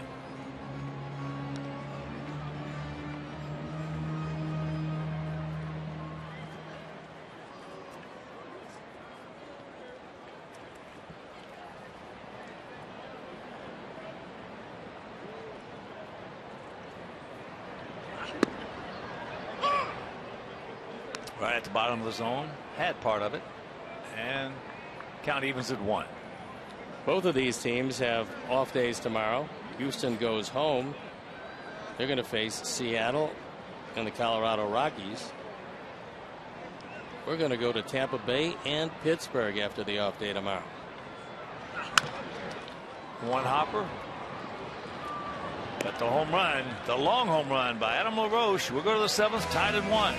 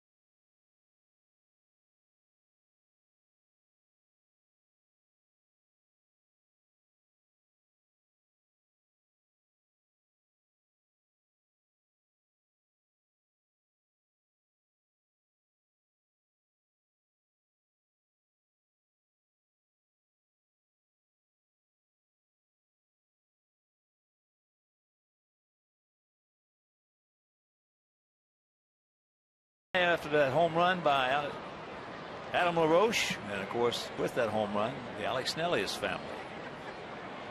A donation to White Sox charities in loving memory of Ursula. Alex Snellius, what a guy. First pitch strike. Would certainly behoove Jose to retire Springer for the first time. He does have big speed. You don't want him on leading off an inning. He has 3 of the 5 hits.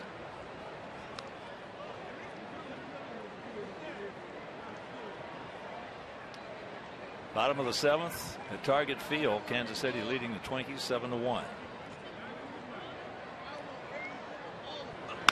That ball hit hard. Make it 4 for 4. But good speed aboard. Well, Springer didn't do anything against us in Houston. And you just knew that he's a much better player than what he showed. So Daniel Webb starts to loosen up.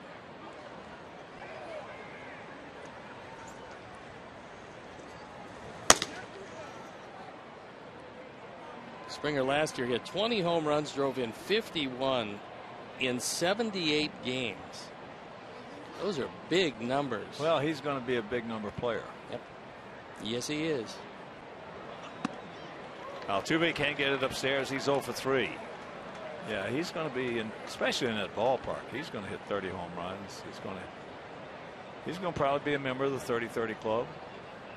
And he's going to give him a big arm and a very good defender in right field.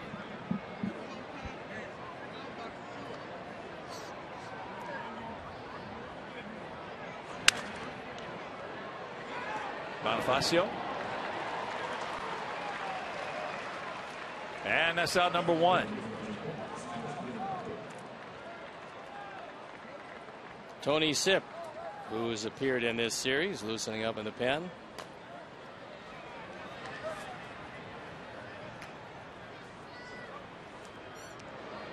And here is Preston Tucker, who's 0 for 3 tonight. Another good-looking young player, 24 years old.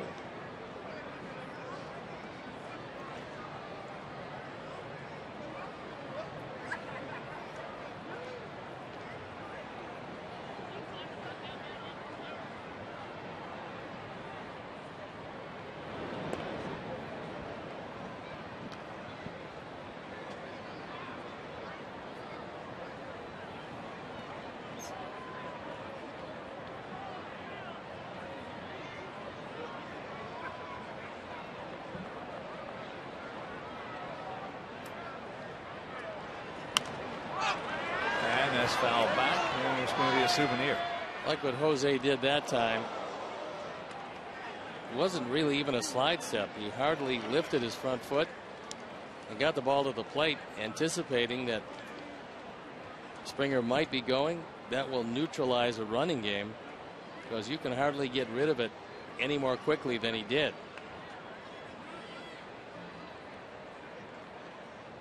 A lot of times, though, when a guy does quick pitch it like that and throws the fastball, you're ready for it, rather than a little something off speed. And you just hope he gets the same thing on the fastball that he does with his usual motion, or even a normal slide step. The guys that you don't like to quick pitch you, the guys who will quick pitch you and then throw a slider or change up.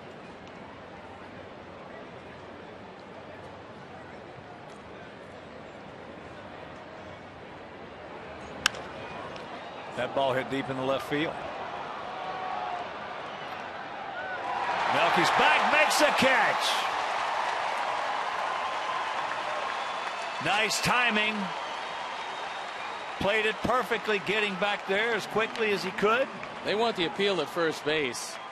Giovanni Soto is saying that George Springer took off too quickly. Now, there's no motivation for doing that, because it's either a home run or nothing. And the appeal, and Dan Bellino says nope, he waited, and that's a home run. If Melky doesn't time it, getting back to the wall, top of his jump, otherwise that ball's out of the ballpark. Well, he played it perfectly. Got a good jump. Get back there and don't let yourself get hung up on that top little ledge. And Tucker just shakes his head, thought he got most of it, knowing that that's a home run in Houston, but they're a few miles away from there.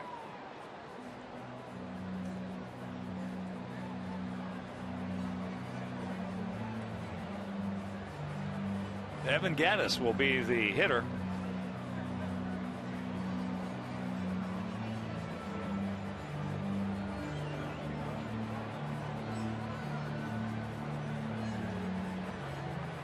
So Don Cooper comes trotting out and trotting back. Quintana with 103 pitches.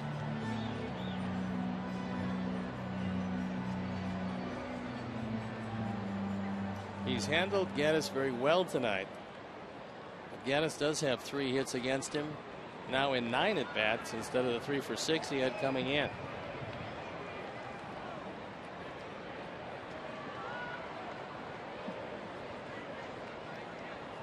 Very dangerous. This guy is short and quick.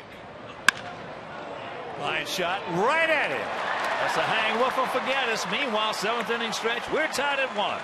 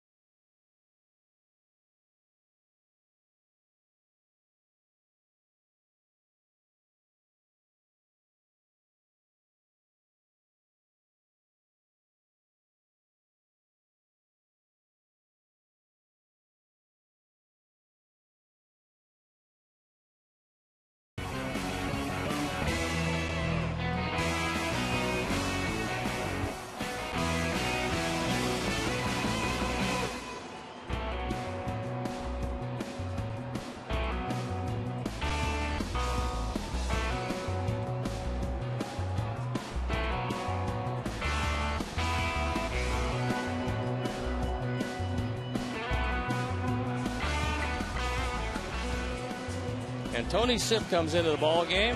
A game tied at 1 as we head into the bottom of the 7th inning.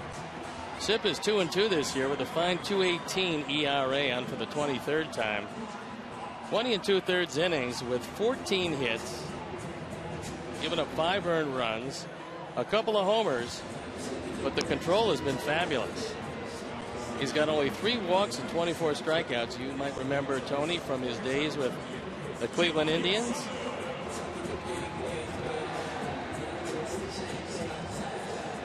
You know, when we first saw Tony Sipp, I think it was the first outing he looked good against us. Then for about 2 or 3 or 4 outings after that, we just killed him. Well, he's got a strange motion, a herky-jerky motion. You can see where he would lose his release point. And when he does that, he doesn't have the control. Usually that curveball wound up in the dirt. And when he couldn't get that over, the fastball is not overwhelming. Well, that's exactly what he did. He became a one-pitch pitcher.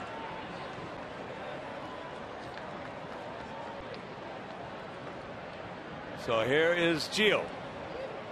He's 0 for 2. That ball hit deep. Stretch. He looks up. You can put it on the board. Yes.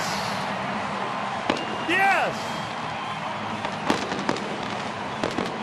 Third homer for Gio, and the Sox lead it 2-1. He's now driven in 10. And he got a first pitch that was right where he wanted it. A fastball down, inside, thigh high, and gone. So the bullpen for the Astros has come in and yielded 2 home runs and the lead.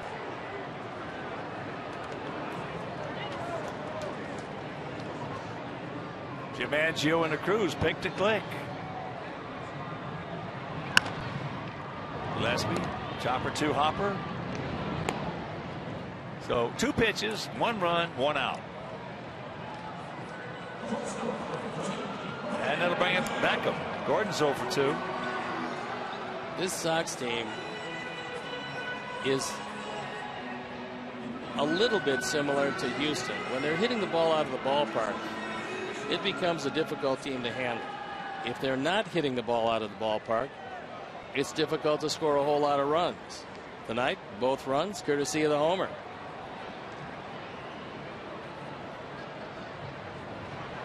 Well, when you're not scoring a lot of runs, and we have been very inconsistent in that area, there's no question about it. But when you're not scoring a lot of runs, you can't be looking for more offense. You got to put your best defense out there to keep the other team from scoring.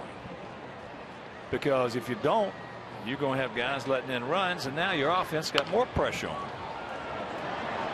Sip. Nice play. So Gordon is retired.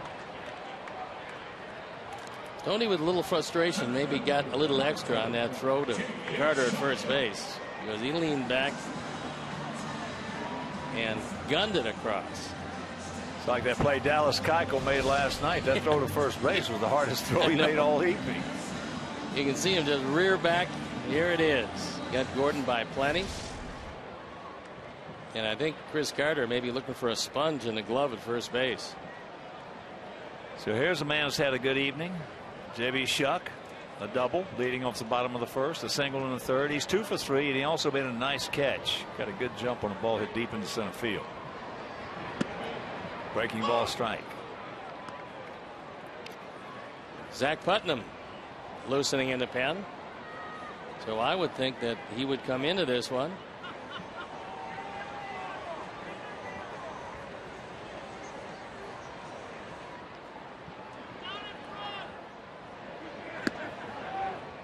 Checks it up.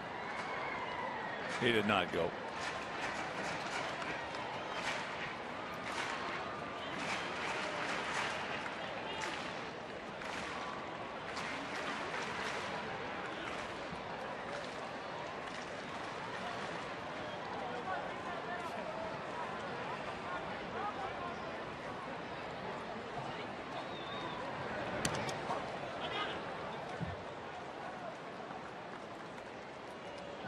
Two and one. Check a few scores for you. Tigers lost. Cubs just thumped them in Detroit, 12-3. Jake did it. See, 6-4. Arrieta over Green. Jake Arrieta has become quite a pitcher. I believe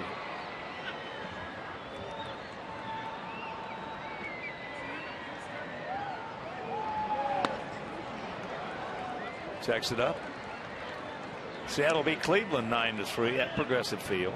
Top of the 8th in Minnesota, 7-1 Kansas City. Kansas City is going to sweep that series. That was a big series because Minnesota had the lead. And they're going to leave convincingly without it.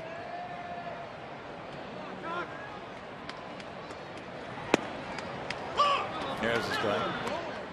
Well, after last season, there's not a team in the American League that goes to the ballpark every day thinking they can win a ball game more than Kansas City.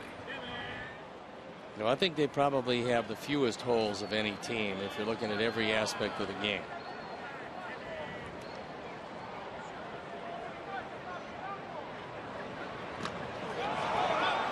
Ball gets away, or did he foul it? Yeah. W. Bassler is going to say that he did get a piece of it.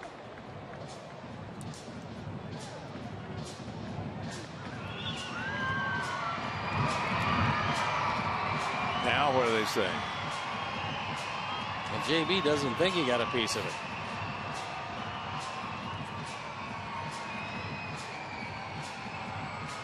Well, Kansas City has no holes around the infield. Outfield's pretty good too.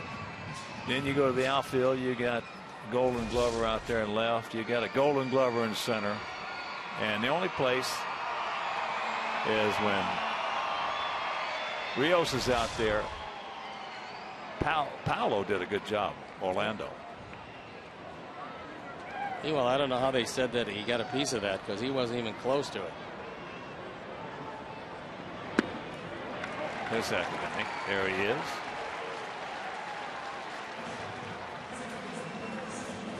The one place that we have it over Kansas City is the starters. No doubt this starting rotation is stronger. And they have a stronger bullpen. They get a stronger bullpen than a lot of people. In fact, most people. Well, probably I don't know how Seattle's been doing. I haven't been following them that much this year until we start to play them. But last year Seattle was equal to. Yeah. But Kansas City, so they're postseason. They're postseason all the way around. And if you want to look at our ball club, we're postseason. We got a postseason outfield. We got the right position players in the infield. We're postseason infield. We got a postseason starting staff and we got a postseason bullpen. So do the math. We just have not. I was talking with AJ about it, Hinch, the other day, yesterday, as a matter of fact, and we were talking about how good our ball club was, and AJ said, "Boy, you guys are really good." I said, "Yeah." I told him the same thing. I said, "To me, the three biggest surprises in baseball have been your club, Minnesota, and our club." And he said, "Yeah, your club for not, winning the games." Well, AJ Hinch has seen the best of our ball club because he knows he's got a pretty good team, and yet if Sox hold on tonight, they will have taken 5 out of 6 in the season series, and you'd be hard pressed to find any better pitch games than this whole season series against the Astros.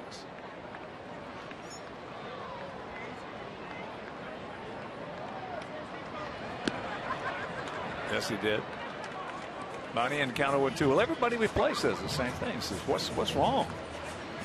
That's a heck of a ball club, you guys. Hawk, what's wrong? I tell them the same thing. I said, if I knew, we'd fix it. Well, the thing about this ball club is they don't need any extraordinary seasons out of the lineup. All they need is average back of the baseball card seasons out of everybody in this lineup. There he goes. Goes on the money. So we keep running, and Castro keeps throwing us out. We're into the 8th.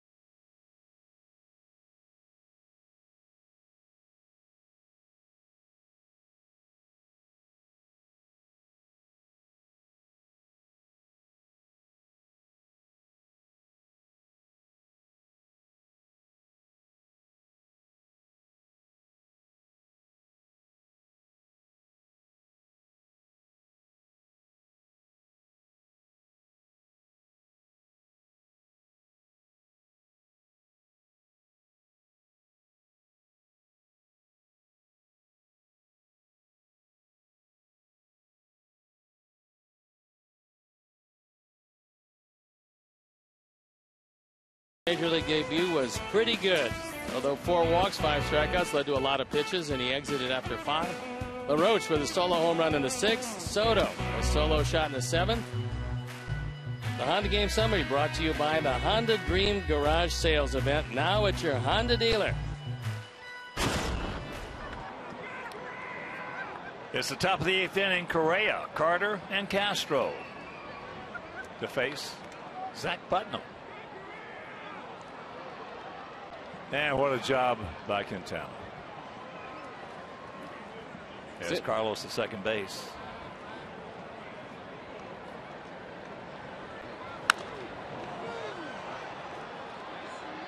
High pop up. It's going to be playable. And Melky just did not make the play. I got to believe that'll go E7. It is E7. Gordon gives way, realizing that Melky called for it. Melky just missed it.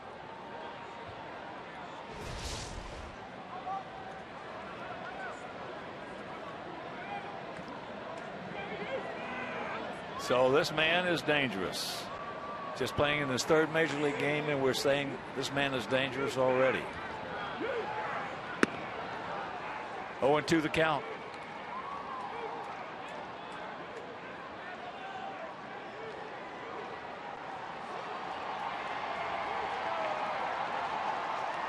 And how about those Blackhawks?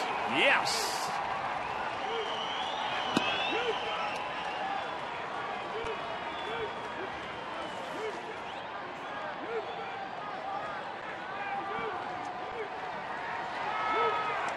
Corey Crawford has just been absolutely awesome. That's low. 2-2.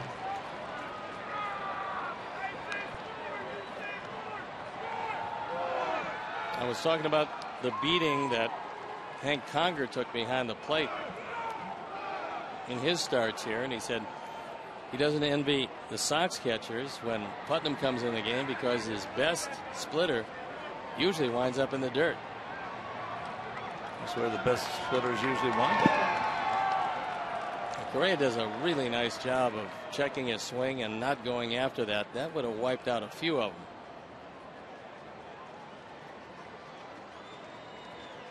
Just watching him, it looks like he's got a little technique going for him as a youngster, just a 20-year-old, with that right elbow to check his swing.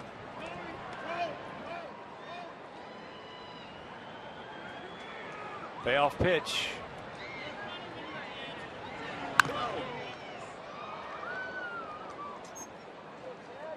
That went up a whole lot higher than Zach wanted it.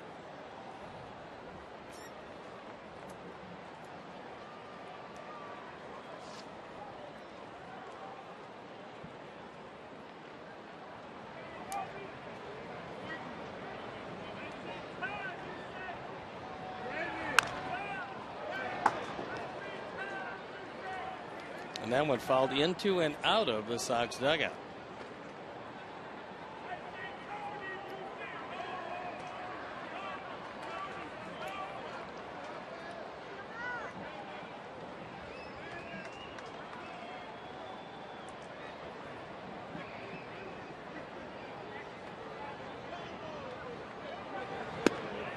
He gone. Took a little off of it.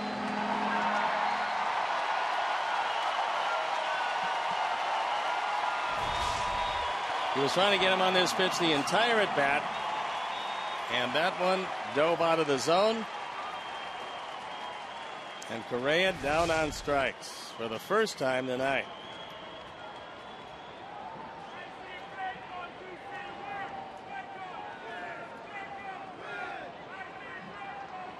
So here's the dangerous Chris Carter.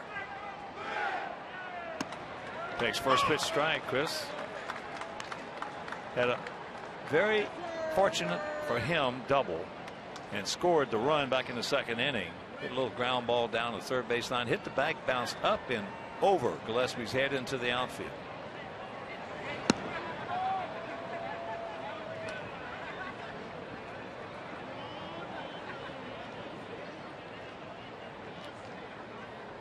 Yes, 10 homers, 30 knocked in.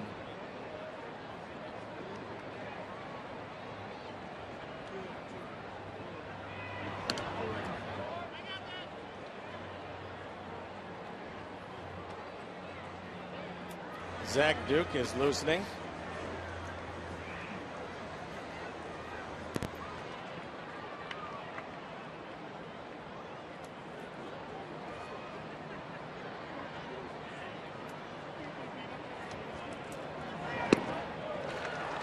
2-2.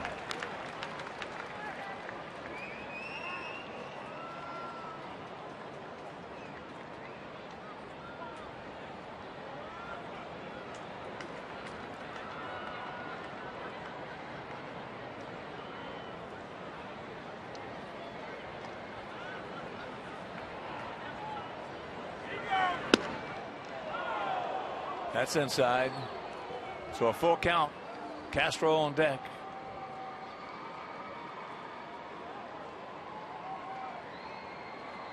Carter does strike out a lot, but he also loves low pitches.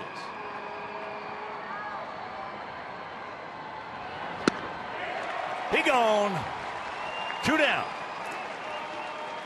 Watch every out-of-market game live or on demand in True HD on over 400 mobile and connected devices. Real-time highlights, live look-ins, pitch tracking widget, and more. Every night, on every device. Blackout and other restrictions apply. Visit MLB.tv for details.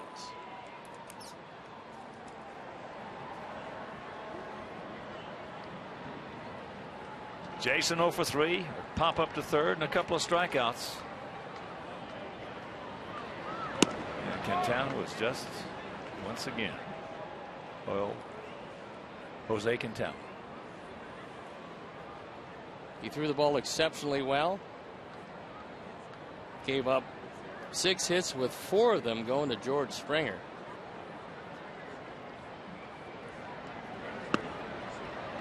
There's a strike. And there for a while it looked once again like he would get no runs. But for the 2 home runs, he now has the lead.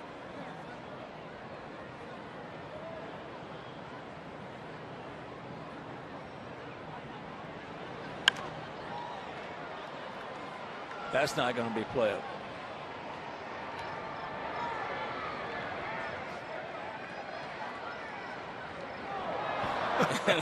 And that young man made the catch and then dove out of the stands. But he's got the souvenir. He's got the ball.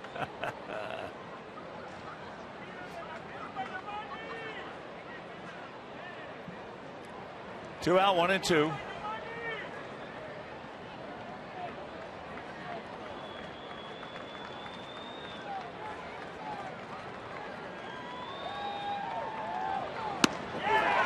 He gone, and Zach strikes out the side again. We'll go to the bottom of the 8th, leading 2-1.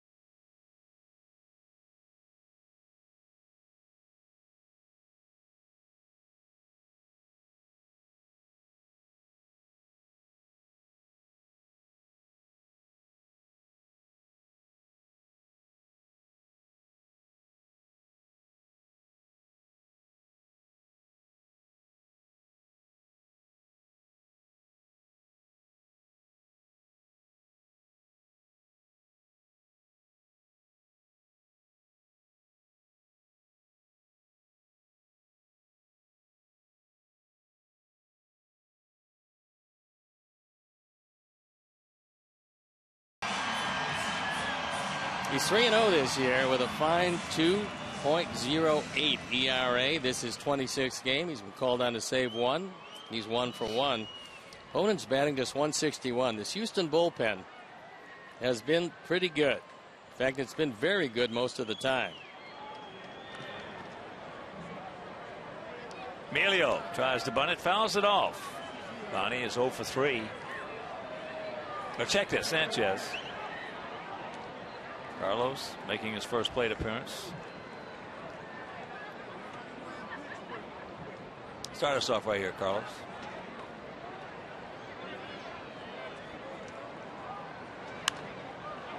Comes over. Hitters like to really try to zone in on the release point of a pitcher. When you come from down below and then come over the top. That's the strangest motion. I mean, you look at the stuff itself and there's not really too much there, and then you look at that motion, you don't know where it's coming from. Plus, he gets everything over the plate. Well, you know, if you look at him and you don't know it's a major league game and you don't know who he is, you'd think he had a bunch of guys out there behind him with a cigarette in their mouth and Miller Lite in their hand.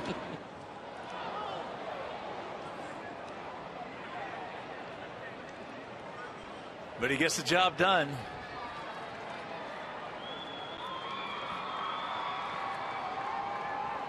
Been around a long time. We first saw him with Minnesota back in 2006.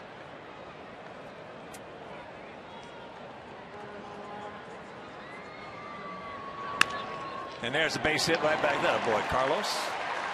So the leadoff man aboard. Don't stop now, boys. This motion makes him somewhat vulnerable to the left-hand hitters. And Pat has been with Minnesota for parts of 4 years, then on to San Diego. Oakland. Last year was St. Louis, where he was very good, 7-2, with an ERA of 1.87 in 71 games. I've always pulled for him, you know, when he wasn't pitching against us. He's the kind of guy you got to pull for. Well, he's been hurt a whole lot, claimed on waivers, signed as a free agent. I mean, he's had every experience in the game.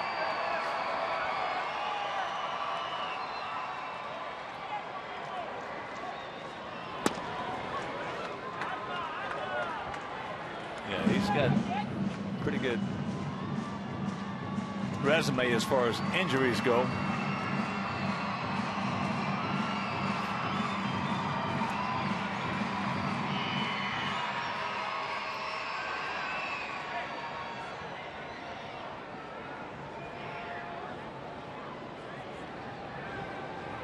First and 30.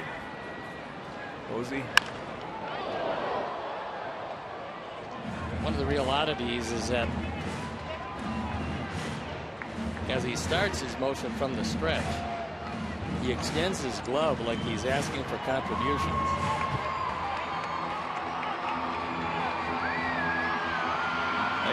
Young Street in Toronto.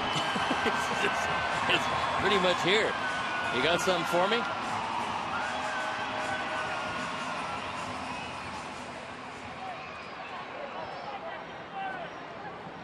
There it is.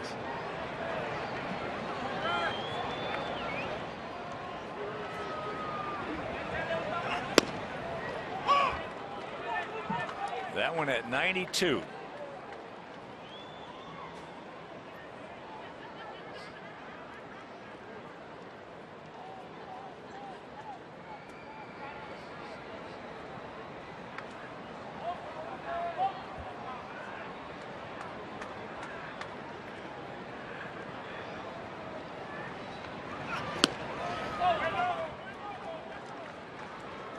Breaking ball at 86.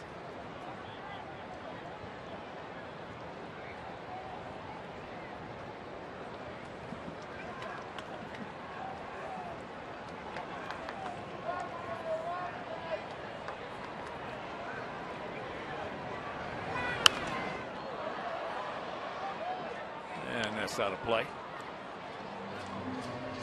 This motion wasn't his natural motion, as you would expect.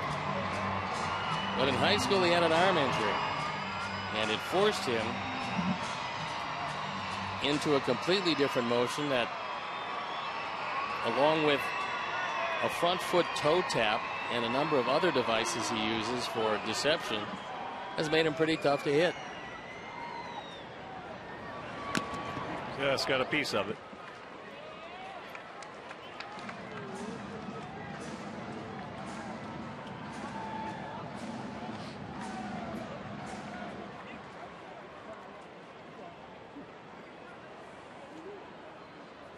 Those add-on runs late come in handy, like the 2 in the 8th in last night's game.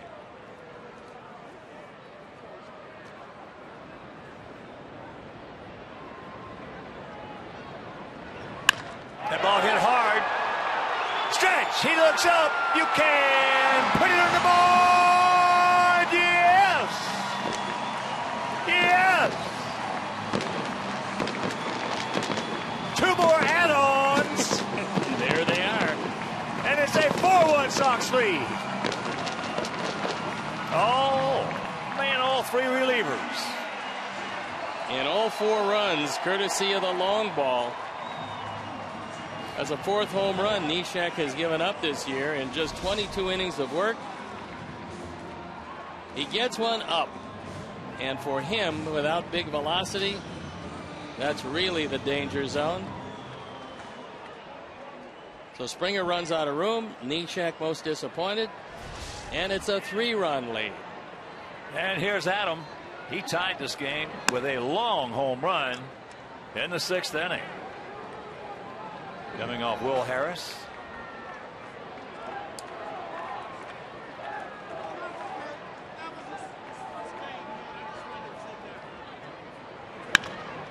And there's a base hit.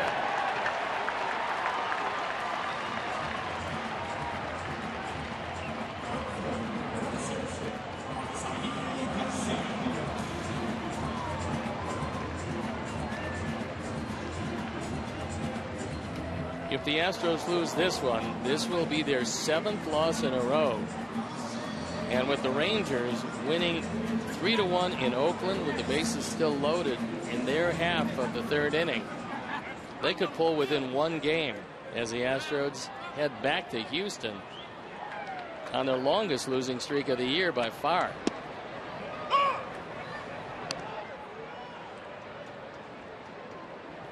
Joe Thatcher loosening up in the pen.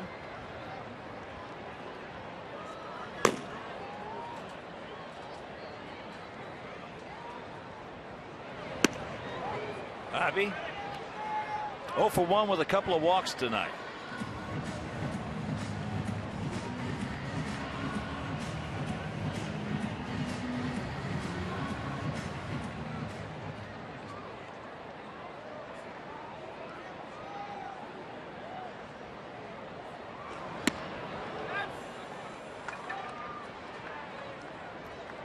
One out.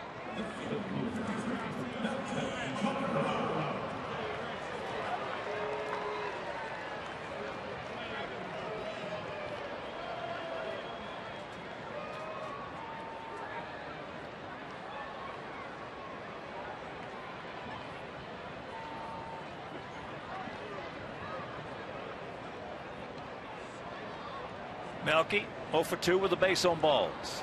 And a beautiful catch, taking a home run away from Preston Tucker.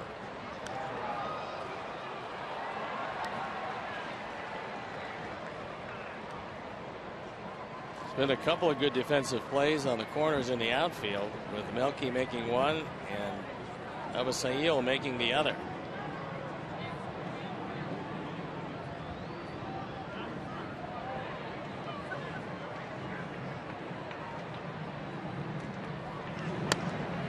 That's inside.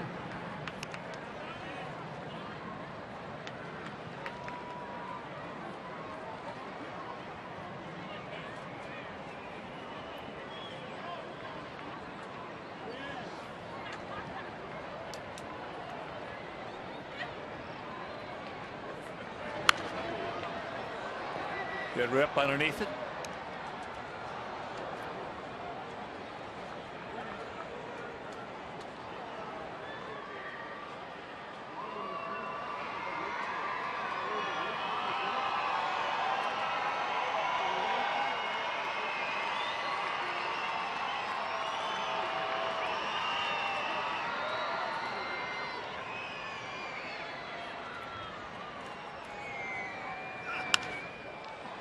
And that's high into left field.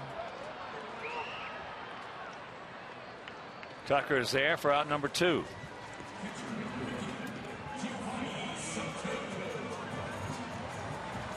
And here comes Gio. He's 1 for 3, leading off last inning in a 1-1 tie. Getting a first ball fastball from Tony Sipp and taking it into the bullpen.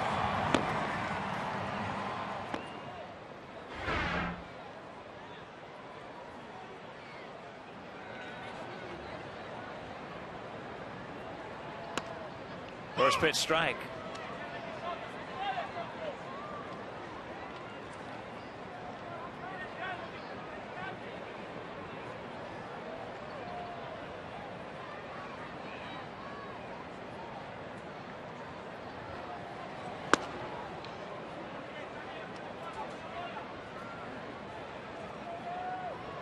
Oh, and 2 with 2 down and 2 in here in the bottom of the 8th inning.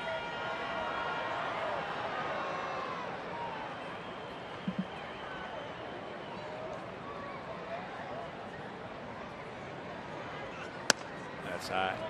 A couple of the scores. Giants beat the Mets 8-5. Atlanta beat San Diego 4-1 in Atlanta. Braves now 29-30. Pierzynski 3 for 4 with a couple runs scored in that game.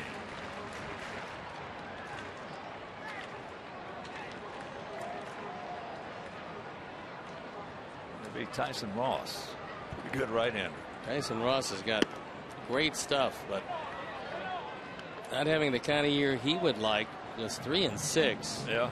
With a pretty good ERA, as that San Diego team, picked by a few people to upset the Dodgers in the West. But it is a 2-team race between the Giants and the Dodgers, and that's a classic rivalry. Has been for a long time.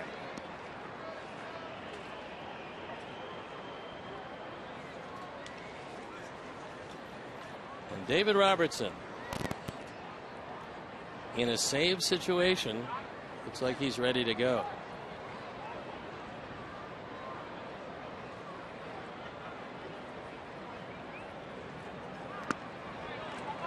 And there's ball 4.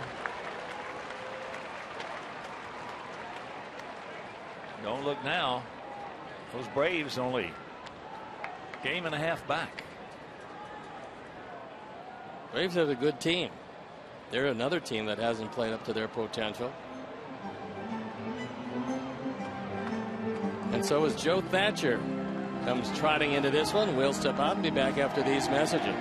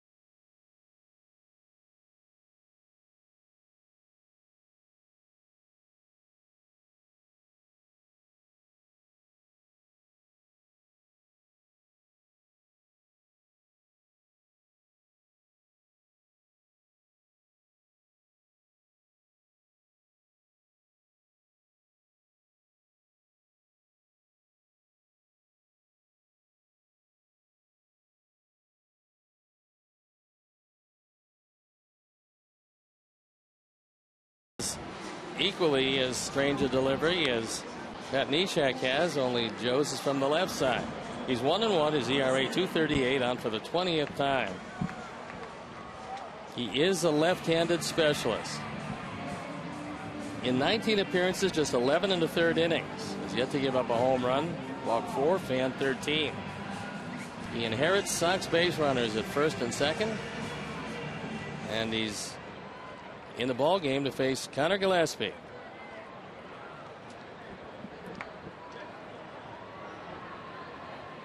Connor 0 for 2 with a base on balls.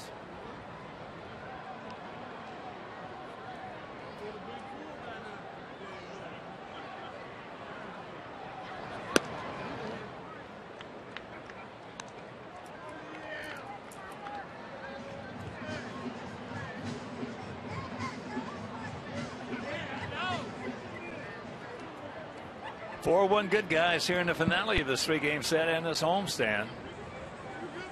Off day tomorrow, then we'll tee it up Friday, Saturday, and Sunday in St. Pete, Tropicana Field. There's a shot base hit. They're going to wave him around, and this young man can throw. Safe! It's 5-1. That was really a terrific throw, considering that George Springer was going to his left. He got a lot on it. He threw it on the money. But the slide of Adam LaRoche got him in under the tag. An off-balance throw, and yet it's right there, making it a lot closer than it should be. But the foot is on the plate, and a good call by Toby Bassner. Yep. Well, one thing about it, we talked about it Monday with Vic Carapazza. We talked about it last night with Larry Vanover. And first time we've seen Toby Bassner behind the plate. I'll tell you, this has been one of the best. Not because we won the first 2 in a winning year. This has been one of the best umpired series that we've had all year long. I thought Toby's had a real good night behind the plate. He has. He's been terrific. And with nothing to lose on the challenge, A.J. Hinch decides he's going to challenge this one. We will find out. What we've seen a couple of times is that foot was in before the tag, despite a terrific play by Springer in right field. Well, he could throw, and you're right. Yep. The way he was having to get after that and then make the adjustment to make a strong throw on the money like he did. Well, the kid's just a very talented. He's a bundle of talent. 6'4".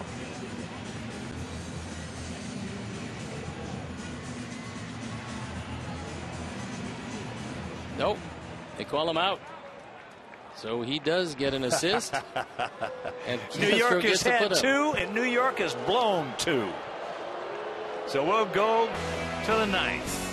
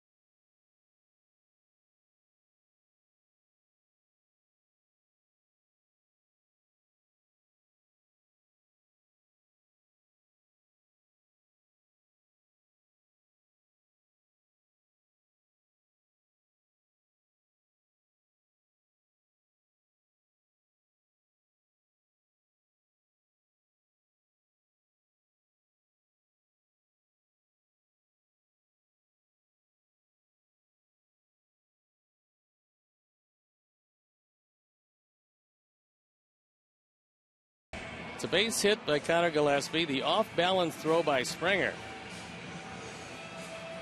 He gets it on the money. And Adam looked like the foot was in before the tag, but Toby Bassner right on the call. The closest man to the call called him safe. But apparently there was somehow definitive proof that he was tagged.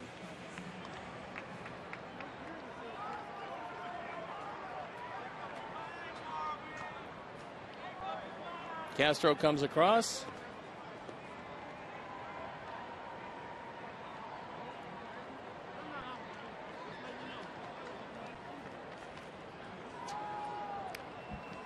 So we have a pitching change. And the speed replay is brought to you by Xfinity, your home for the most live sports, as David Robertson comes in looking for yet another save, his 13th. First pitch. Carlos has got him. One pitch, one out. And if he does nail this down with the off day tomorrow, he will have 3 saves in as many nights. As you look at a 4-1 record, a 2.10 ERA, and going for 13 saves in 16 opportunities. So here's the switch hitting catcher, pinch hitting for Marisnick. Hank Conger.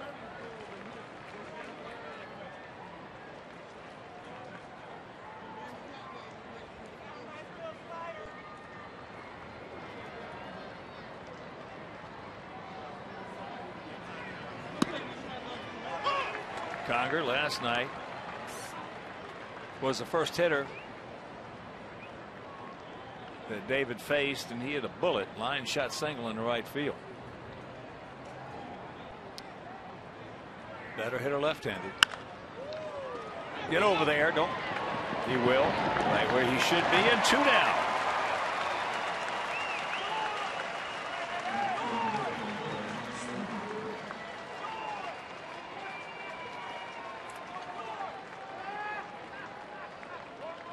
Well, it was a night when Jose Quintana did what he's been doing, and the long ball was in evidence. 3 home runs, and it led to the 4 runs. So Luke's dad's got George Springer, who is 4 for 4.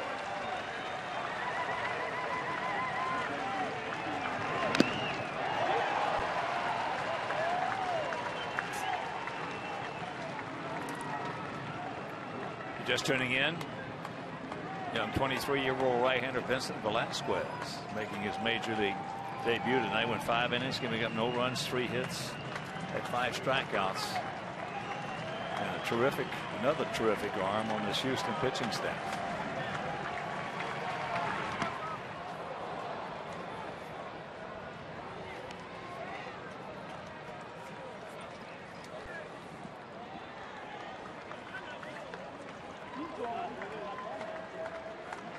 In fact, this series head-to-head has featured some great arms. You better believe it. You better believe it. There's a strike, and the count 1 and 2. You had McCullers against Sale. You had Keuchel in a great outing, but he ran into Rodon, who was better. And tonight, Velasquez against Quintana. The 1-2 pitch. That's into right field, and that's going to fall for a base hit, so he is 5 for 5.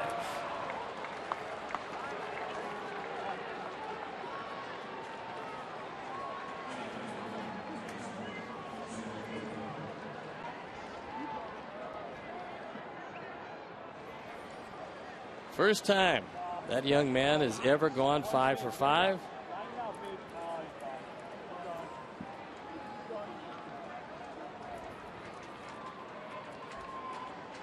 And here's Altuve, 0 for 4 tonight.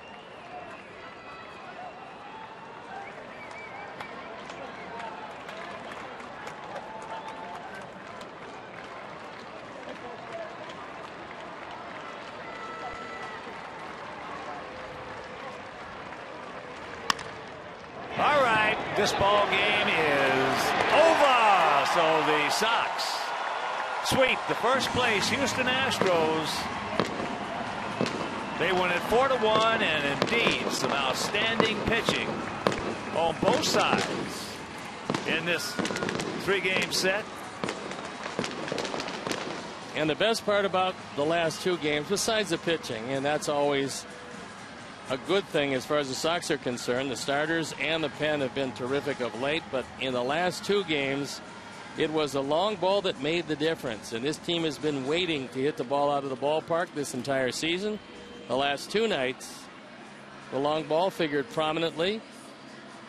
And going on the road to what appears to be a fairly tough road trip, it's good that the home run seems to be back in part of the arsenal. And we'll be back.